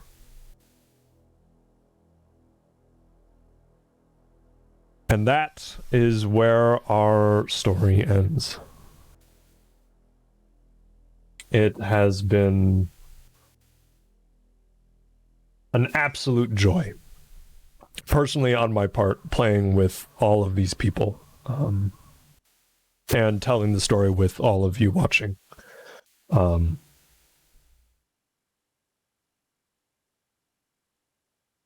It's a good story, I think. I'm biased, but I can't thank you all enough for watching and joining us, even if you showed up for one or two or were here the whole time. Please follow all of these beautiful people on their social medias if you have that. They deserve all the praise that I can lavish upon them and more. They have been kind, they have been wonderful, and they have been collaborative. This story would have been absolutely nothing without them. And I couldn't be more proud. So there are a few announcements that we have to do before we sign off officially. Ark, I knew you wanted to say something about what you've got going forward, and if anyone else wants to say anything just about this experience, this is our finale, our end, so this is the time. Hi everybody, I'm Ark. I had the pleasure of playing Taharka for you, and it has been a singular experience. I am so proud to have been part of this group, and I am so happy that so many people resonated with the story that we told. I'm so happy that so many of you came back week after week. Thank you so much. All of these people are amazing.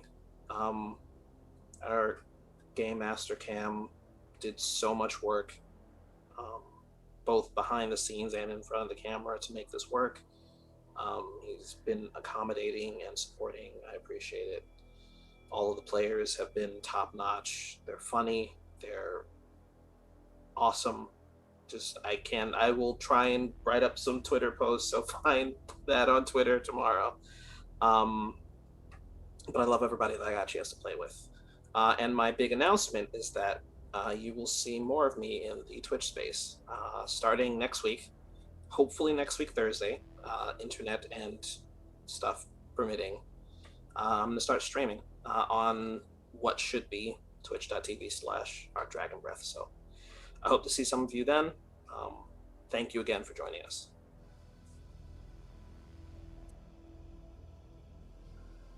Yeah. Does anyone else have anything they want to say before I Melissa, go ahead. Also, I just wanted to say thank you to everyone for playing and just having a good time.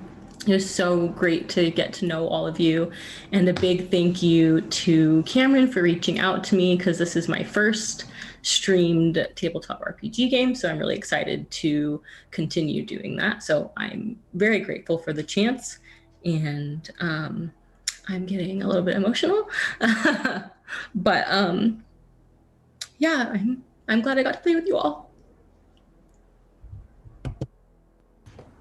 Well, I'm just also gonna say thanks. Might as well, because I'm in my feelings right now, and it's also my first time being in a streamed game. I'm very thankful and blessed to be here with y'all, and being able to work together to make a fucking badass story where we get to say fuck you to the man. Like, Cyberpunk 2077, never heard of her. Who is she? I don't know who she is. I only know Cyberpunk read Ascendancy. Like, this is my whole experience with Cyberpunk, and I'm really glad that I got to do it with all of you. I hope to be in more streamed games with you guys because you're all very, very good storytellers, and I really love you guys so much.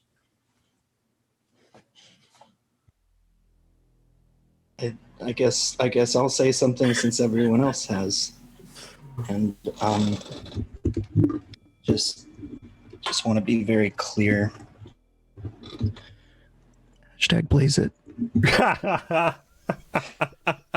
One last time, baby. One last time. One last time. I'm gonna stream next Tuesday and Wednesday. If you care about that, Riley Gritch on Twitter and Twitch. Hey, that rhymed.